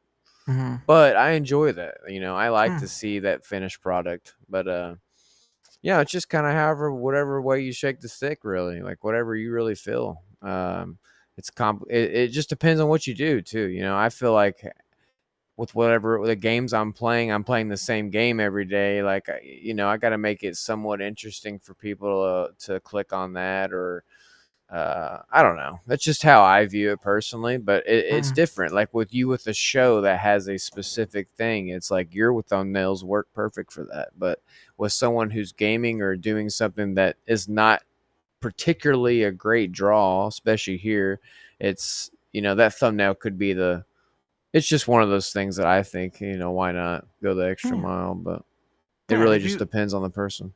Yeah, and if you enjoy it, like you said, then you know the work just doesn't seem like work at that point, right? No, like I'll get lost and being there for 2 hours. My wife's like, "Hey, it's time for dinner." And I'm like, "Oh," I'm just sitting here like making stuff, and I'm like, "Okay, well, all right."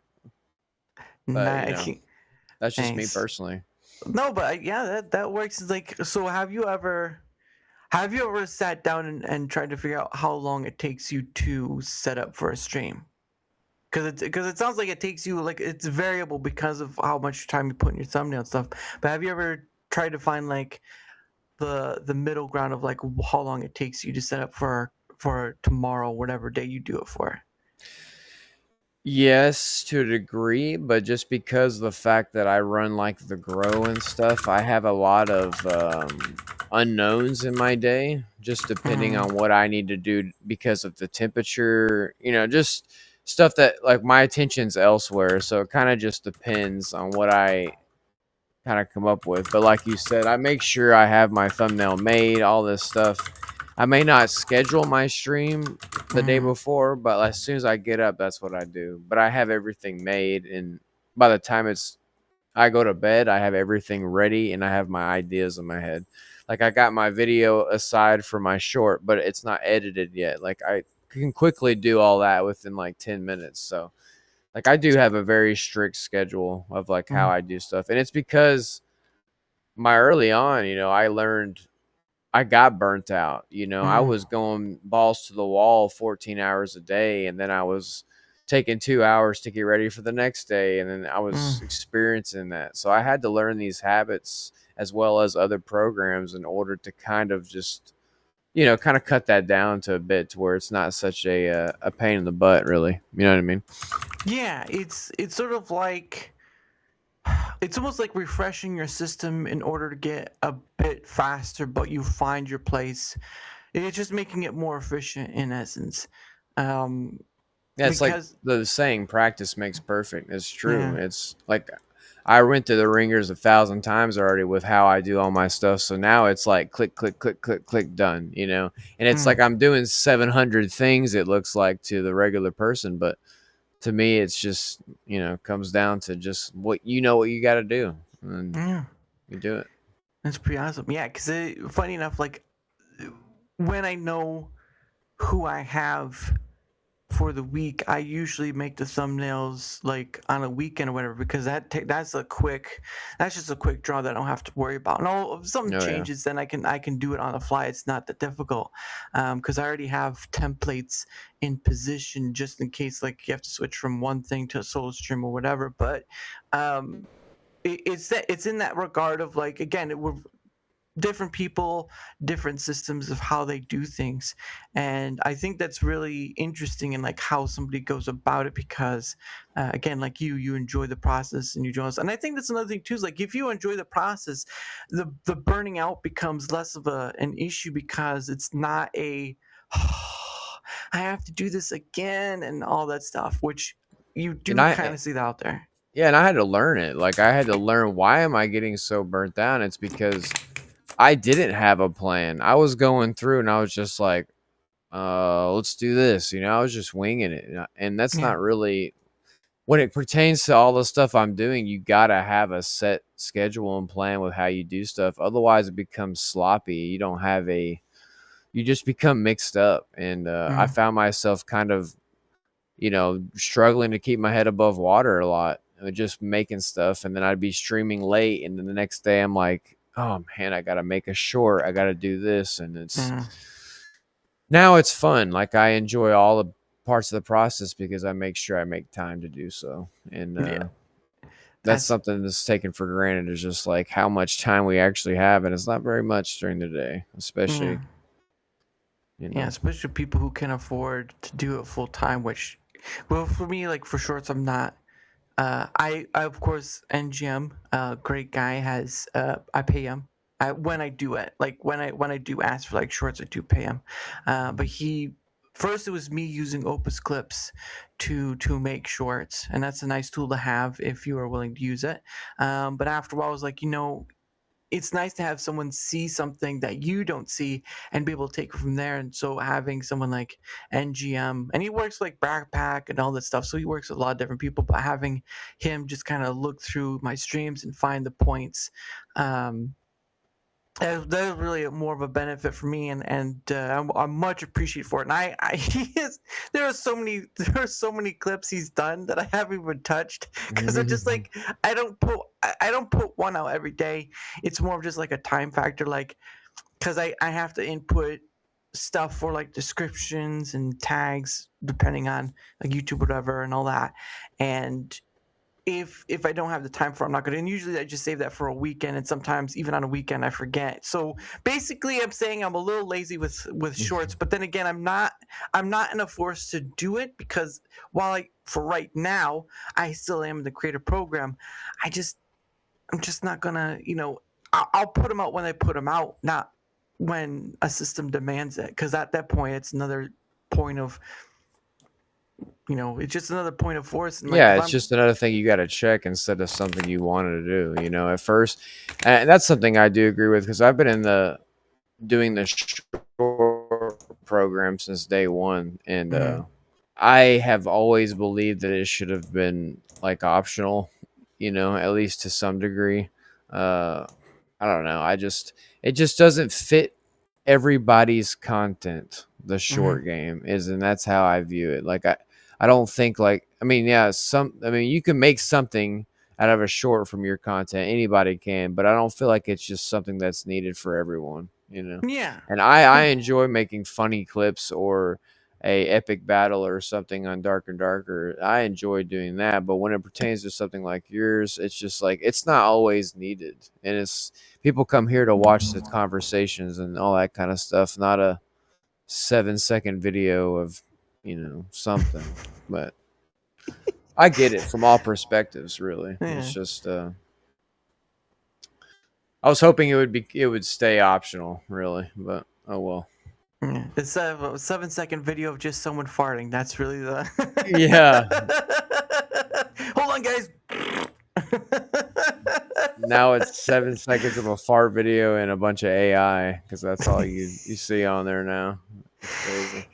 Yeah, for some of it, I think, because and a lot of it, and I think a lot of shorts are just rehashings of shows and other stuff like that. There's a lot of mixed bag with it. But yeah, for me, shorts is like it kind of it's a little wheel. It's a little wheel pointing to the big wheel, and that's sort of like the short points to the live stream, which there's more context in the whole of it rather than just this Exactly. one little section. Which I mean, let's be honest. Like it's nice to point to those scenes of like, oh, there's joy or sadness, or whatever. But like it's a few hours, sure, but I want people to understand there's more context to it and there's more in it with that than just like this one little scene. And I think that's where like it almost feels like with shorts, that's why people do long streams, is just to get those short clips and other, I don't know. It's a very No, it's you're like, right. That's definitely it. I mean, it gives that notion, like just, and that's what it goes back to people having to do it. Is a bit like my dad used to tell me. There's a difference between having to and wanting to, and when it pertains to that in particular, you can tell, effort with on. So. Yeah, and Fight Like Hell says a mutual friend at Tony Gaming was one of the leading Crimson Desert players because he didn't give up on it when everyone else did before the patch. Oh, okay, all right, that's pretty awesome. Yeah, I know a lot of people like that, and I've had him on before too. Great guy. And it also says thumbnails make a lot of difference in getting first-time clicks. Yeah, and I can understand that. Again, that goes back to the whole full-time hobbyist sort of thing, where it's understandable, but at the end of the day, you do with what works for you rather than just all that stuff. And then Fight says, I'm thinking of a handful of streamers here on Rumble who use the same AI image generator. They always have practically identical thumbnails that kills inflow. Well, and again, it shouldn't be just Rumble. It should be pretty much every platform has that to some degree. Wherever you can use the thumbnail. I don't know if Twitch has that sort of ordeal. Or I know Kick doesn't. I know Kick you can't put a thumbnail. But wherever you could put a thumbnail for, I mean... you can kind of see the similarities across that board. So it's just a tool out there that helps make that quicker, right? And so people are going to use it, and that's just the way it is. Let's see. Those quick videos help, though. I watch videos all the time. Yeah, I know. Shorts can be great for many a reason, because they are a quick draw. People YouTube has them up to like 3 minutes now. Like Rumble has them up to 3 minutes. I know for TikTok it's probably 10, but I might be wrong. Yeah, I think it's like 10 minutes. They got a long time around that one. Yeah, I'm pretty sure that's what I saw. I mean, they've got the streaming too, but I know there's issues with streaming to TikTok because you say a wrong word and they'll just shut you down. Yeah, it's not really helpful. I may still don't worry about it. Thank you for getting home safely. That's the important part. And then he says our friend Baked Linguini got the shorts grind figured out. Yeah, I saw him. He makes the shorts about shorts. He's wearing many different shorts. It's ironic in that regard, but it's hilarious in that regard too. But yeah, I even just shut down, ended, done. Just shut down, ended, done. Okay. But like again, I've said this as well. It's like to the regard of content creation, I still feel like an outsider to it because of all the things that encompass, at least to the majority of people who are going into full time, of what that encompasses or what the push is for, is whatever. Like, I do agree to some regard that a content creator, if you're going to be a content creator, you should at least try to be on more than one platform, because if you haven't been paying attention to YouTube or Twitch, and even sometimes Rumble, like your stuff is not safe in that regard. It's not. It basically can be out of your hands, and if it gets taken off one platform and you only had your stuff on one platform, yeah, it's gone. See ya. Years. Like everything, right? Yeah. Just imagine you put in like someone who's put in like a decade, right? Big chunk of these content creators, they put in a decade of work, and all of a sudden the platform would just like, Yep. that's insane. But that's the reality I think many gloss over. It's just like, there are exceptions, right? Technology wise, like if your computer can't handle it or the tools you use and all this stuff, like take those exceptions. Like don't fret about it. If you have those exceptions, don't fret about it. But if you can, add just one more platform. Just have 2 platforms. Don't let one platform have all that power over your stuff, because when they do, you're basically going to be the one on your knees begging. And you see a lot of that with YouTube, right? It's just insane. I had to learn that early on. Because I was just Team Rumble. I was like, oh no, I mean, I'm just doing this for fun. And then I was like actually getting into it. And I had someone who is close to me who's big on YouTube at one point, and he was one of those ones. He's a political guy, but during the 2020, like he was one of the ones that got taken down. So he was kind of explaining to me. He's like, man, you just gotta just be smart. If you can't live stream to these places, he's like, think about shorts, think about videos. You like doing videos on things. It's like there's certain ways that you can get your stuff out there, but don't just restrict yourself to one platform. Be open-minded. And I mean, at first I thought he was crazy, like going to TikTok or YouTube or anything right now, especially now starting off. And I mean, it's not like it's been like phenomenal, but it is, like you said, it's good to have your thing elsewhere, because just from those 2 platforms, even though I don't have a huge following, I've had people come to Rumble from that, or they've sought me out elsewhere on my other platforms. It's, you just never know. And 1, 2 people, 3 people, especially for people like me, what I'm doing, that's a big difference. 1 or 2 extra people in chats, kind of crazy. If you've seen a chat roll, I mean, it could be pretty awesome. So it just shouldn't take for granted that 1 or 2 could be, you never know. Yeah.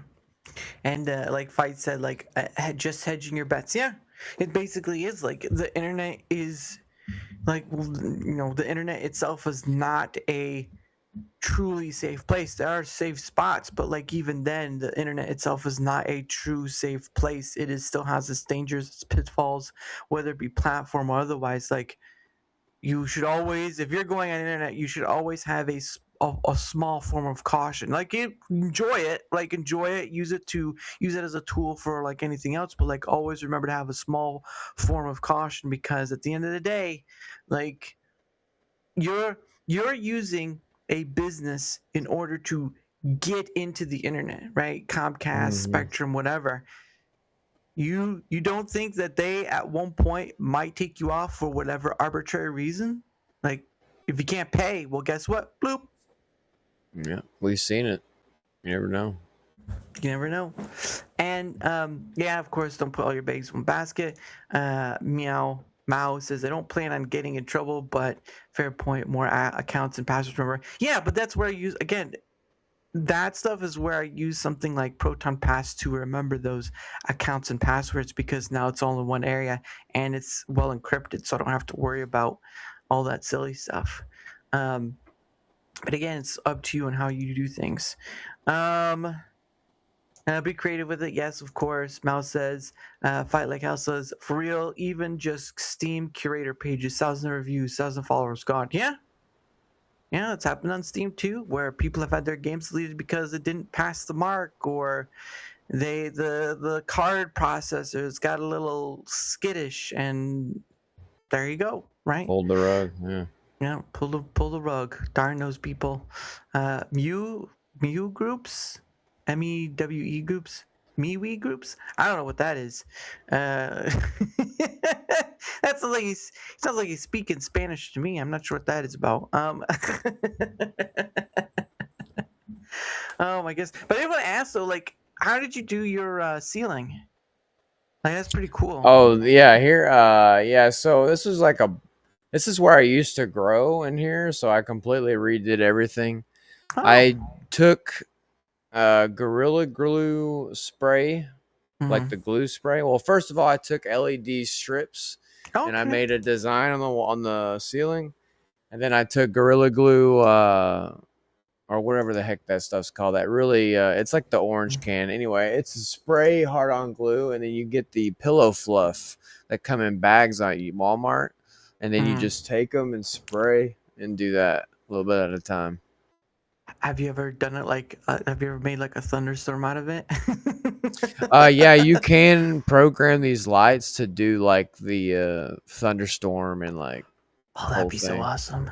I mean, you'd probably have to do like LEDs that would be like the raindrops, because I don't think you'd want tinsel, but like that would be pretty awesome. No, I was about to say I'm adding raindrops soon, and I want to do like some of the wall behind as well at one point. Ooh, nice. Yeah, it's a work in progress, but yeah, it was all of this was $80 to do my ceiling. This is nothing. That is pretty awesome. I love it. Yeah. Just like the Mao is asking, are they Govy lights? Or Govy lights?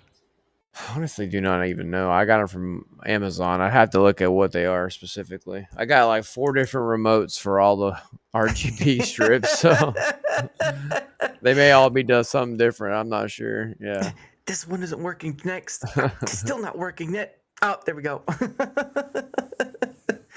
Oh, that would suck. I do like. I have seen these in the past, but I do like those hexagonal ones, like the ones you could put on your wall that like you can connect and stuff.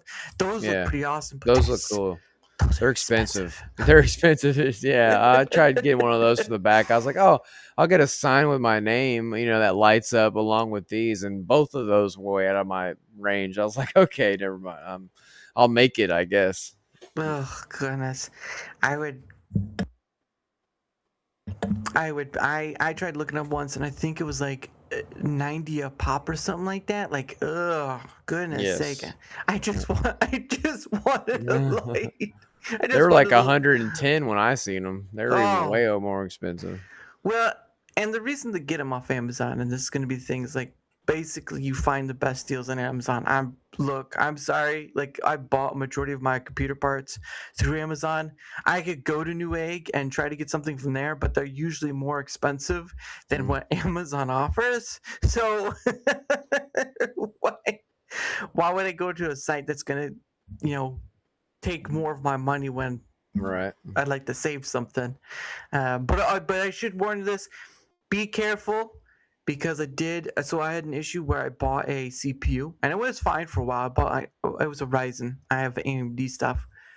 So I bought it, and it worked for a while. But at a certain point, like my screen, one of my computers started, the BIOS would come up, but my screen wouldn't come on. Like it would just be pure black. And so I was like, well, what's going on here and all this stuff? And I thought at first, because Tom, I know Tom Bean, he's very technical, but at first I thought it was the GPU because, it could have gone bad, and that's usually the case sometimes. So I had bought another GPU to try it out, and it didn't work. So I have now 2 GPUs, thank goodness, in case something happens. Nice. But then with him, it was sort of like finding through the process of, and I found out that it was sort of like the motherboard itself. And I think it may have been the PCI, but I replaced the board, and then that wasn't it. Or it was it for a while, and then it wasn't it, and then come to find out it was actually the CPU. That was the issue, because the CPU was bought third party, or at least I didn't know that, but when I rechecked, it was like, oh, it was bought third party. It wasn't bought from AMD directly. It was bought through like a third party on Amazon. And so sometimes they sell those on the third party. Sometimes they sell them as new or whatever, but they're usually refurbished. So you have to be very careful of that. If you're ever buying CPUs on Amazon, best to try to get it as straight as possible from whatever Intel, AMD, or whatnot, because third party could be essentially a refurbished rather than new.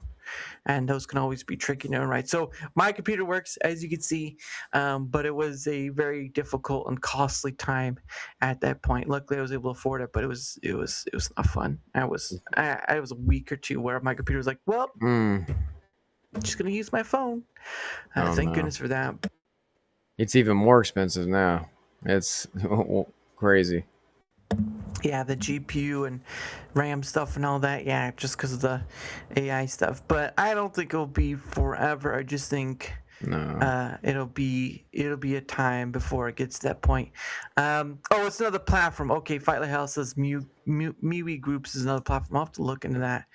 He Interesting. says it claimed to be free speech, then COVID and January 6th came, and they decided they weren't free speech. Well, that was the same thing that happened to Parler, but it wasn't Parler's fault. It was AWS that shut Parler down. And so that's another thing too, is like you have to be careful of that sort of thing. Let's see. Because you hate Bezos enough to pay for it. Hey, you know what? For what it's worth, Amazon is convenience, and people love to pay for convenience. All right, so don't smack down on that. If you don't provide the convenience, people are gonna go where they can get that for paid, and Amazon has it in droves. So Yeah, if I can get it tomorrow by this time, right now, then I guess that's what I'll pay for. Bam. I still have Amazon Prime for a reason. Even though I try to get rid of it a few times, I'm like, oh man. But it's like, yeah, it is what it is. Mouse says, I'm about to get a PC myself, so this is good to know. Yeah, buying it. So in store, I know like places they sell like pre-made ones, right? Those are usually more expensive. Best Buy is a pretty good example of beware. All right, like if they have a sale, great. If not, beware that those sometimes are probably is twice as much. And yeah, it's crazy, very crazy. A great website to go to is, I think it's either PC Part Picker or My PC Part Picker, where it helps in a way because if you're looking for parts, right, to fit together, it has a compatibility factor. Let's see. Let me see if I can't. There we go. Thanks, Ed. Oh, wait, yep. There we go. I found it. Okay, now we're going to have to get past. Okay, Cloudflare, I'm good. Yes. Thank you. Much appreciated. I'd like to get past that point. Just, again? Come on, just go. I had to do it twice. All right, here we go. Always when you need it. Yep, always when you need it. All right, here we go. This is PC Part Picker for those who don't know. Hey, Wolf, how you doing? But there's a pretty costly. Never buy refurbished HDD or SSD. Yep, I can believe that. But here's PC Part Picker. Again, you can go here to make your own custom computer. They will have. It will give you a compatibility factor. It would also give you like. For each part you can find that's in the compatibility, and it will tell you like what's easy. And you can see right here, like Amazon is the better of pretty much all of it right there. But you can also, and another thing too is where people go and make builds, and you could check those out, and you could probably go and take those for yourself and make them. Right, and you could, instead of having to figure out how to do it yourself, you could just follow someone else's thing and you'd be good.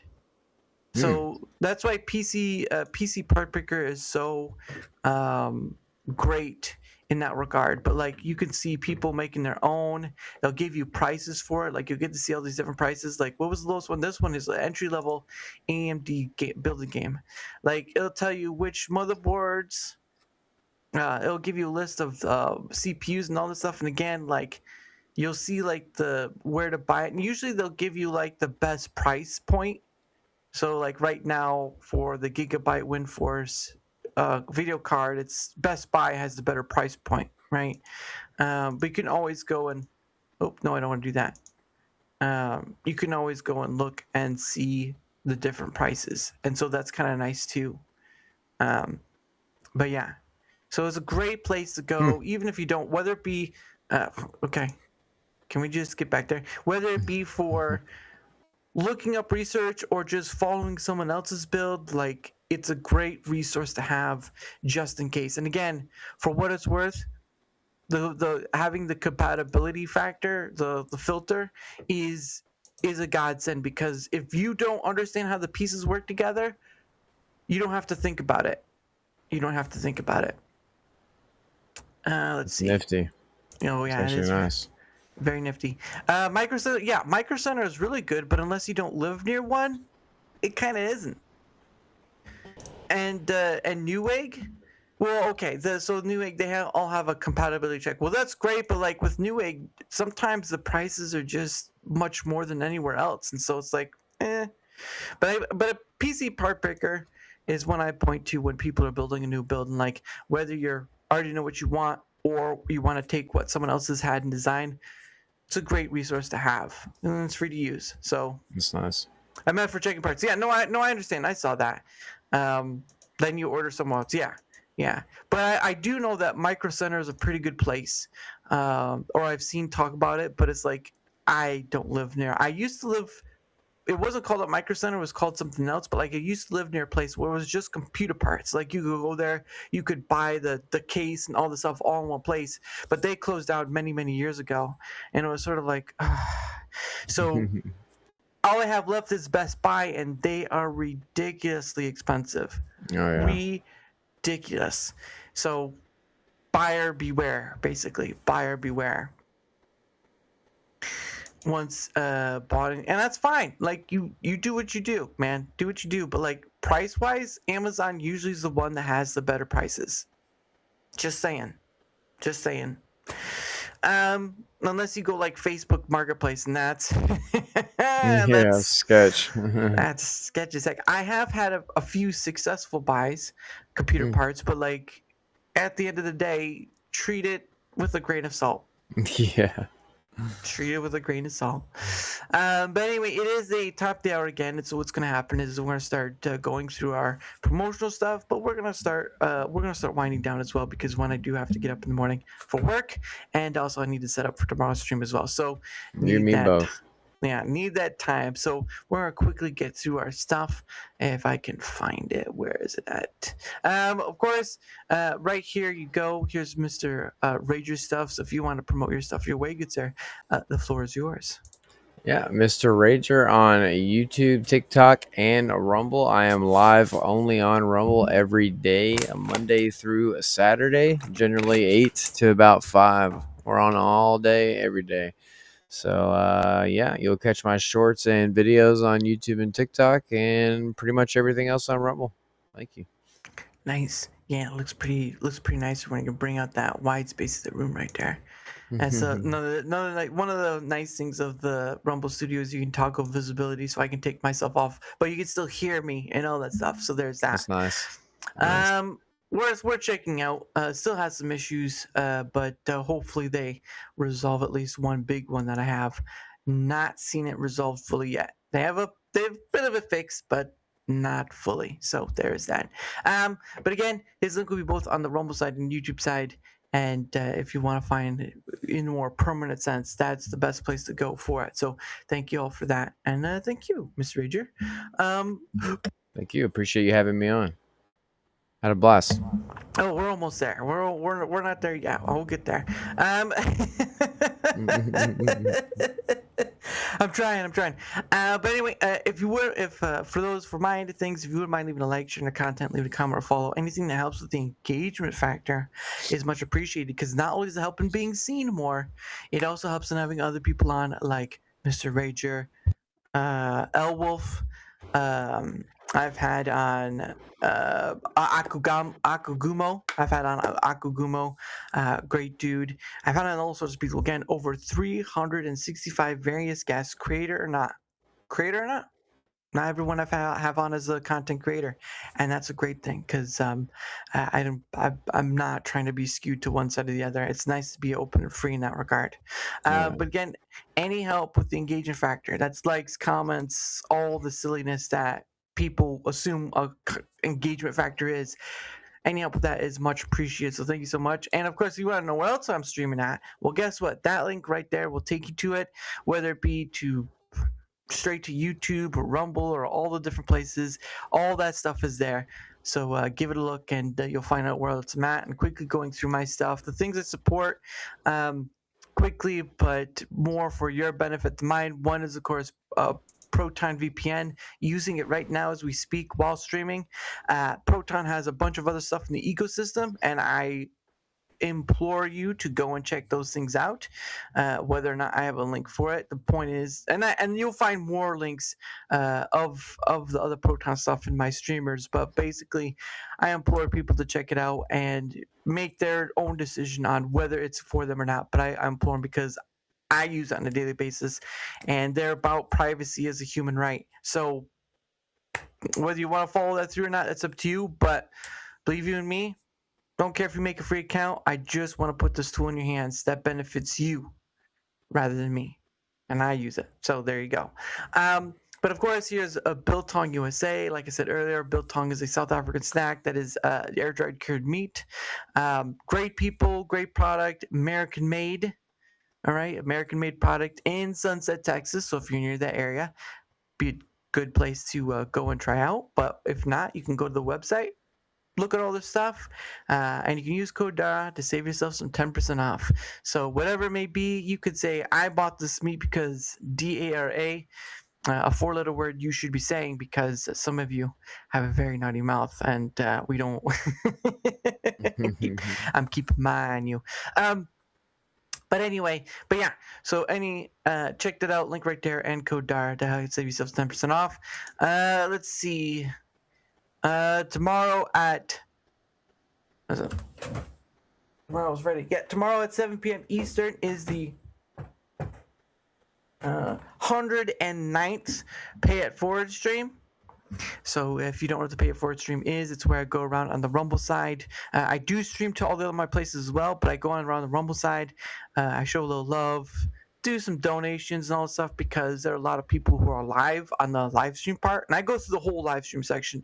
Or I go to the all live stream section, not just like live stream gaming or live stream crypto and all that stuff. No, the live stream area, and we work our way from the back to the front, or at least as far as we go, because I'll have a guest on, and we'll just see people. Some will be we've stopped by before, some won't, some will be new, and so the point is to show a little love because Rumble does not have a great form of discovery currently, and whether that'll change or not down the road will probably be that answer for. But for right now, Rumble's in a space of not very good discovery. So that's why I partially do it. The other part of it too is just I understand a little can do a lot. And that's why I always do it as well. And at the very end of the stream, after my guest DFF123 is coming on at 8 p.m. Eastern tomorrow, so stop by for that as well. But at the very end of the stream, or after the stream is done, I will be posting all the people we stopped by, at least the legitimate ones. Like there will be ones I stop to test and look, and usually if they don't turn out because sometimes people do 24/7 streams, if they aren't those regular streams, I kind of just don't. So, but I do stop by people and I do put that out because it's easier. The search on Rumble has another issue too, and sometimes you can't find people through search. So having a direct link to those people is much faster way than just trying just type this in. It's like I can't find them through search. Well, that's on Rumble, not me. But having link is much better. So there's that. But again, that'll be tomorrow at 7 p.m. Eastern, and my guest DFF123 will be on at 8 p.m. Eastern. So looking forward to join all that. And of course, the last thing I do with my guest before we ride off in the sunset is, of course, questions from hat. That's right. I have bought a hat from Rumble, put questions in there, and so what happens is that you, my guest, get 2 freebie questions, but people in chat on the Rumble side can give a Rumble rant, doesn't matter the amount, to have another question pulled. And I am on YouTube and all that stuff, but I'm not monetized. So sorry guys, but at the end of the day, for right now, I am on Rumble and I am monetized in Rumble, and so there you go for that. But yeah, any amount will do. I have stated before that if someone were to give a direct 500, and I'm talking not a community charity event where everyone collects 500. No, it has to be a direct 500. If that happens, someone will get the whole hat asked to the guest, and I will work myself through very quickly get that done. But that's 40 plus questions in there. So if you want to make it a long stream, $500 is your answer. So that's how it goes, and you can do gifted subs or whatever. But that's what I've put. But anyway, are you ready, good sir? Yes, I am. Someone might pass you over. I've been seeing you in the chat fight. Like I'm not. Don't say I'm not paying attention when I pulled up some of your stuff. Don't be like that. Goodness sake. And they sell a lot more. Yes, they sell a lot more than just biltong, but quickly getting through it. Like there we go. The link's right there. They can check it. All right. First question coming up. Not even looking. My eyes are closed. Where am I at? All right. First question right here. And it says, or it asks, what sound do you hate to hear? Sound? Any kind of mouth sounds, like drinking. Yeah, like are people eating or something? Yeah, yeah. I hate it. I hate it so much. I need water to survive. Don't threaten me. Don't threaten me, Ranger. I need water to survive. But it's like some people don't. They don't even like have the awareness. You know, they're just like just going to town. I just can't stand it personally. Or the ones that eat on stream. Oh, I turn my camera off. My chat already knows. I turn it off when I eat because I hate watching people do that, dude. I'll tell you. ooh, oh, hello. Oh, the missus. The missus wants to see what happens, and I will oblige her. So that's 3 questions total right there. So I got to write it down. And for those who don't know, that's what the post-it notes are on the wall, are all the Rumble rants and gifted subs. Because someone said I needed color, and I wanted to be able to show appreciation. So that's the way it is right there. There you Nice. go. Oh, and she says Rager hates blurps. Well, I don't have blurps, so we're good there. But this is how you do it. All right, next question coming up. All right, I let's see. despise blurts. I hate them. Don't remind him of the blurps. Oh my goodness. All right, let's see. My eyes are closed. Going through the hat again. All right, here's question number 2 right here. Question number 2 asks, do you prefer sweet or salty snacks? Salty, but both mostly. I would like both. Sweet and salty is good, but I like salty a lot. I like a good trail mix. Yeah, like pistachios. I'm really big into those. Those are good. Now I did find I did get like from Amazon. I did buy these bags of like salted walnuts, like the Himalayan salt. Walnuts. It is walnuts, and they're pretty. Oh my gosh, the salt is just right, and they're good for you. Like walnuts are good for you. They have the omega-3, but it's very tasty. And I'm like, I want more of that. And dried mango. Dried mango is another bad. Oh, that's not something I've had in a while, but that is very good. Any kind of dried fruit I really mess with, except like apricots or any kind of that weird stuff. I'm not really big. Yeah, and it's much easier to store because I have very well done the cold stuff, but after a week of forgetting that it's there, it doesn't work. So dried fruit is just a better preservative as long as you keep it like your bag closed and all that stuff. Because I want to be able to last a little longer than a week. Because I like dried fruit, but mango. Oh, he likes toffee too. Oh, so you like toffee? All right. I do, yeah, I do. I like toffee. Salty boy, more than sweet boy. Oh, okay. Hey, Big Block. Oh, Big Block is coming in with his own thing. He wants to keep you here. All right, that gives you 4 questions. Thank you, BBP. Right there. All right, question number 3. And this one is, what's a book that changed your perspective on something? A book. That's actually a really good question. A book, huh? What's something you've read that's changed your perspective on something? If not a book, we'll go with something you read. Probably, I once read 127 Hours. I don't know if you're familiar with that. Yeah. The guy who got trapped or whatever and had to cut his own hand off. Yeah. I pulled a little something from that, just about resilience and stuff in general. I feel like that was really a good message for me. I don't know, just that particular time it seemed to like reach me. And, you know, that was something I needed to kind of get to. But yeah, that was a incredible story. So, or I thought rather. Well, and yeah, in the movie version, James Franco played the guy. Mm-hmm. So, because it's basically like I think it was like it was his arm. I think it was that he took off. The kid to Yeah, cut it got off. caught in the boulder and he had to cut it off. Yeah, and then hike out and then find someone. Yeah, he drank his piss for like 3 days. I mean, it was pretty intense, man. Like I couldn't even imagine. Mm-mm. His hand reached you. Someone's hand did. It was the ghost of Christmas past, basically. Oh, what's for what's for dinner? You might have an open seat.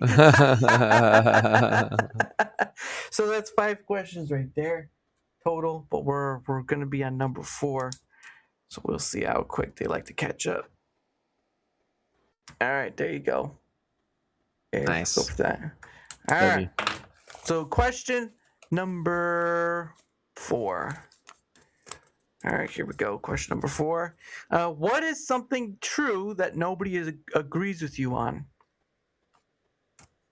What is something true to you that nobody agrees with you on?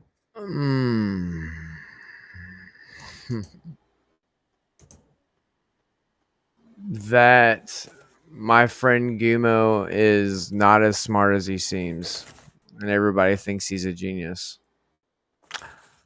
And you think the opposite? I think the opposite. I think he's playing a game. I think he's playing a game. It's a burrito. Well, we're gonna find out soon enough. It is actually. It is a Oh, burrito. man. There's a restaurant near me. It's a Mexican place, and they do like quesadillas and all this stuff. And I'm like, yes. All right, there we go. That leaves 6. So here's question number 5. Question is, what is something your brain wants to convince you to do, but you have to fight it? Eat candy. Ooh, why is that? I'm just really strict on because I'm like a kid, man. I will just I'm right go there with you. through bags of candy like without any regret. And I've always been a leaner, skinnier guy, and I don't gain weight from it. And I just I could just eat whatever I want. But yeah, I can't do it anymore. Now that I'm like 34, I'm starting to realize you can't do that much. But yeah, I would if I could. I'm a huge sweet tooth. I will give that I once ate a lot of sour candies like the Sour Patch Kids. Mm-hmm. My stomach did not like that, and let's just say I spent more time on the toilet Oh than yeah. anything else. It's like drinking. It was like drinking a half a container of cranberry juice. Yeah, it destroys you. It And your was- mouth is all messed up too because you're like eating that salty stuff or that sour, and you're like you just can't even taste anything for like a week.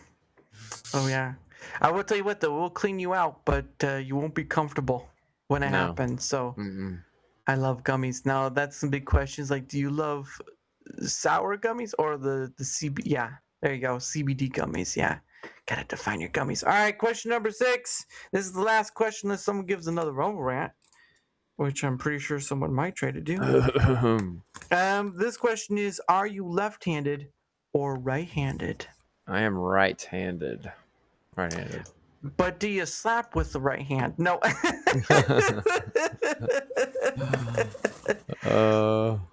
I can use both very well. Well, My dad's ambidextrous. My dad was so. Oh, that's nice. And I grew up kickboxing, so it's kind of like teaches you to do both in a way.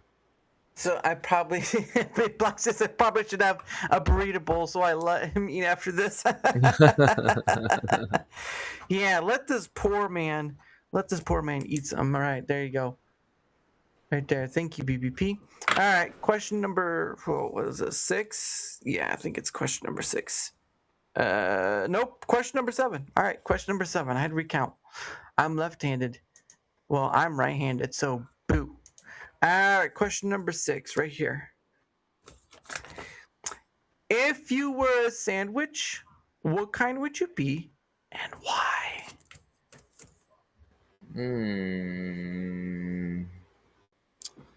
A peanut butter banana sandwich.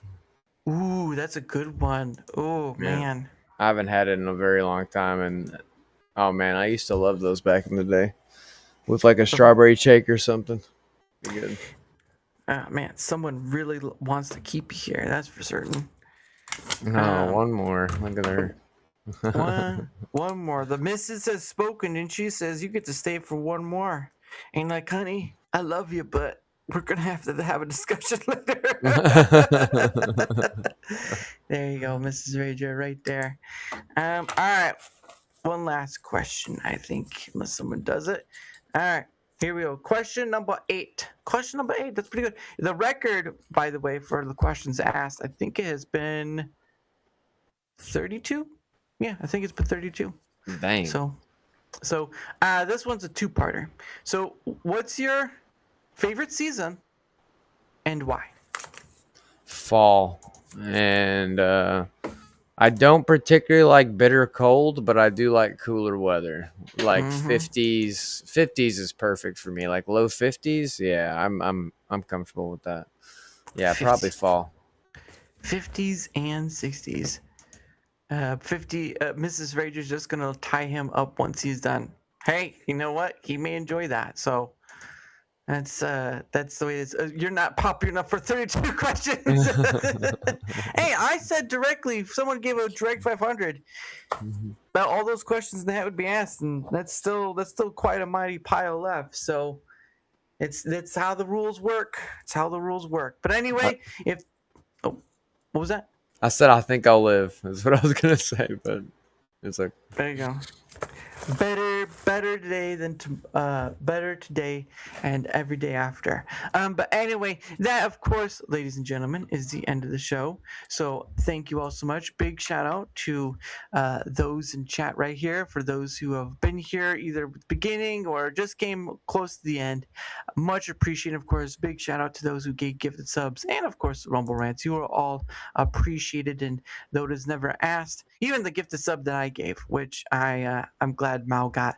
But even the stuff, like, I don't expect it, but I do appreciate it, and you guys keep making it awesome every time, because that's what. Oh, never mind. All right, hold on. we got hold on. We got something going on here. New development. All right. I'll allow it. All right, there we go. BBP gets one more. I'm going to try. I put all those questions back, so I'm going to try not to grab the questions I already put in there. Yeah. So hopefully, remember. That'll be 9 questions. Well, 32 is 20 if you convert. I'm not even going to try. No. Mess that being the exclamation first place. No, you're good. Nope. All right. Question number 9. Let's see if this is, this one we haven't asked. Would you rather read a book or watch a movie? Nowadays, watch a movie. For sure. I'm just way too tired to read a book nowadays.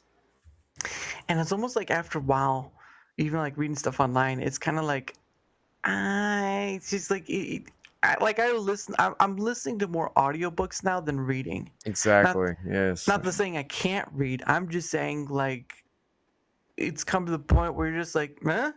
Because you're watching like YouTube videos and all this stuff, like you're watching more emotion stuff, and they'll have subtitles, and sometimes it's more of like for other languages, but beyond that scope, you're kind of, it just feels weird. Feels weird. I read a lot as a kid, and then I got, like, YouTube became big, and then it was podcasting, so then like listening, and it's just, I don't know, man. I don't think so.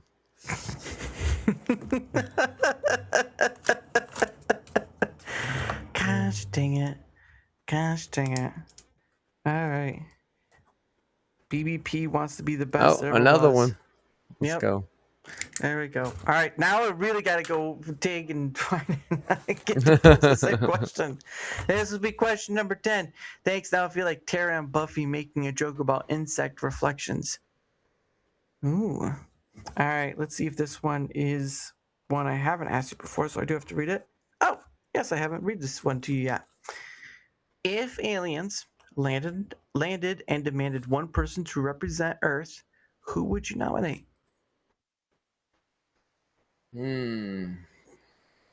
Just do Akagumo. Just that'll be an easy answer right there. How about Gumo? We're Just for doomed, the we're off dead. chance that they just take him, you know? Yeah, there you go. They're like, oh, you know, yeah, just for that 1.2% chance, they'll just take him. Oh man, I don't. Oh, I'm so sad. Akagumo is gone. Hey, when's dinner? When's dinner? Yeah, I'm so sorry. Yeah, Oh. see you later. Oh my goodness. Oh goodness. Akagumo. You're serving a greater purpose, Akagumo. You're serving a greater purpose. Be glad that you were voted to represent Earth in such a difficult time. We need you. We need you to step up. we need him so bad they took him with them. Oh wow, he's gone. Yeah. He wasn't Come meant back. for this world. He's too great for it. Oh, now Mrs. Rager is saying, want me to beat him up? Oh, goodness. But anyway, thank you all in chat for being here. Much appreciative. And remember, don't forget, some of you, like Akagumo's been on and all this stuff, like, you're never too far away. Yeah, don't pull me too much. I think they need to dig a little deeper. That's what I think they need to do. But Yeah. anyway, of course, shout out to the man himself, Mr. Rager, for coming on successfully. We have done it. We have climbed Finally. that mountain together, and I've enjoyed every minute. So thank you, sir, for coming on. And know you're always welcome to come back because there's always more to talk about. But Oh, yeah. who is this Mr. Roger person? No, Mr. Rager. Rager. But yeah, again, thank you so much, and you always won't come back. And again, like I said, tomorrow, 7 p.m. Eastern, 100 Nights Pay It Forward stream, and then my guest, DFF, is going to be on at 8 p.m. Eastern. So come for all that goodness, and let's see who we'll get to see tomorrow, because you never know, and that's the important part. Because again, Rumble does just not have a great forum discovery. So anyway. How I end this show, just like I started with it, was a music video. But how I end, of course, is a song I created with a little help from Suno, A Moment to a Lifetime. Now this, I did use Suno to help create it, but it's based off my words from a poem I made a long time ago. So again, guys, thank you all so much for being here. Again, any help with the engagement factor on any of the places is much appreciated. And no, this is a place for conversation with all sorts of folks. So thank you for being here. Have a great night, guys. Bye.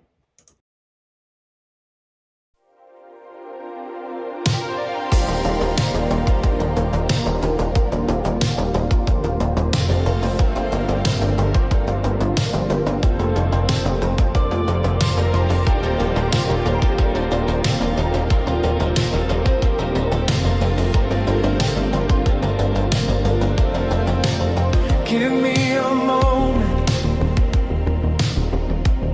and I will make a lifetime. Give me a lifetime, and I will make something beyond recognition. Beyond recognition is a desire, a flame born of dreams forward.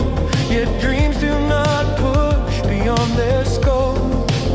A recognition held back by reality. But reality's a dreaming way to come true,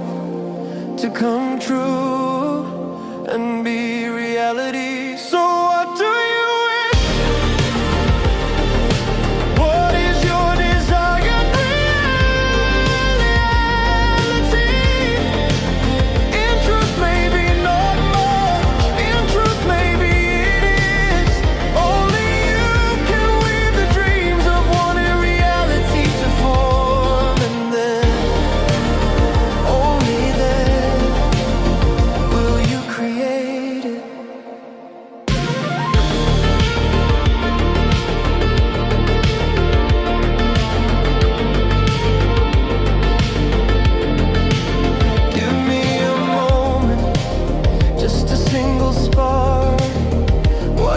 catch and carry through the dark. Beyond what you can see, beyond what you can make. Every dream you're holding is a quiet flame. The world will tell you wait, the world will tell you no, but the river moves for those who let it flow. 'Cause reality is a dreaming way to come true, and be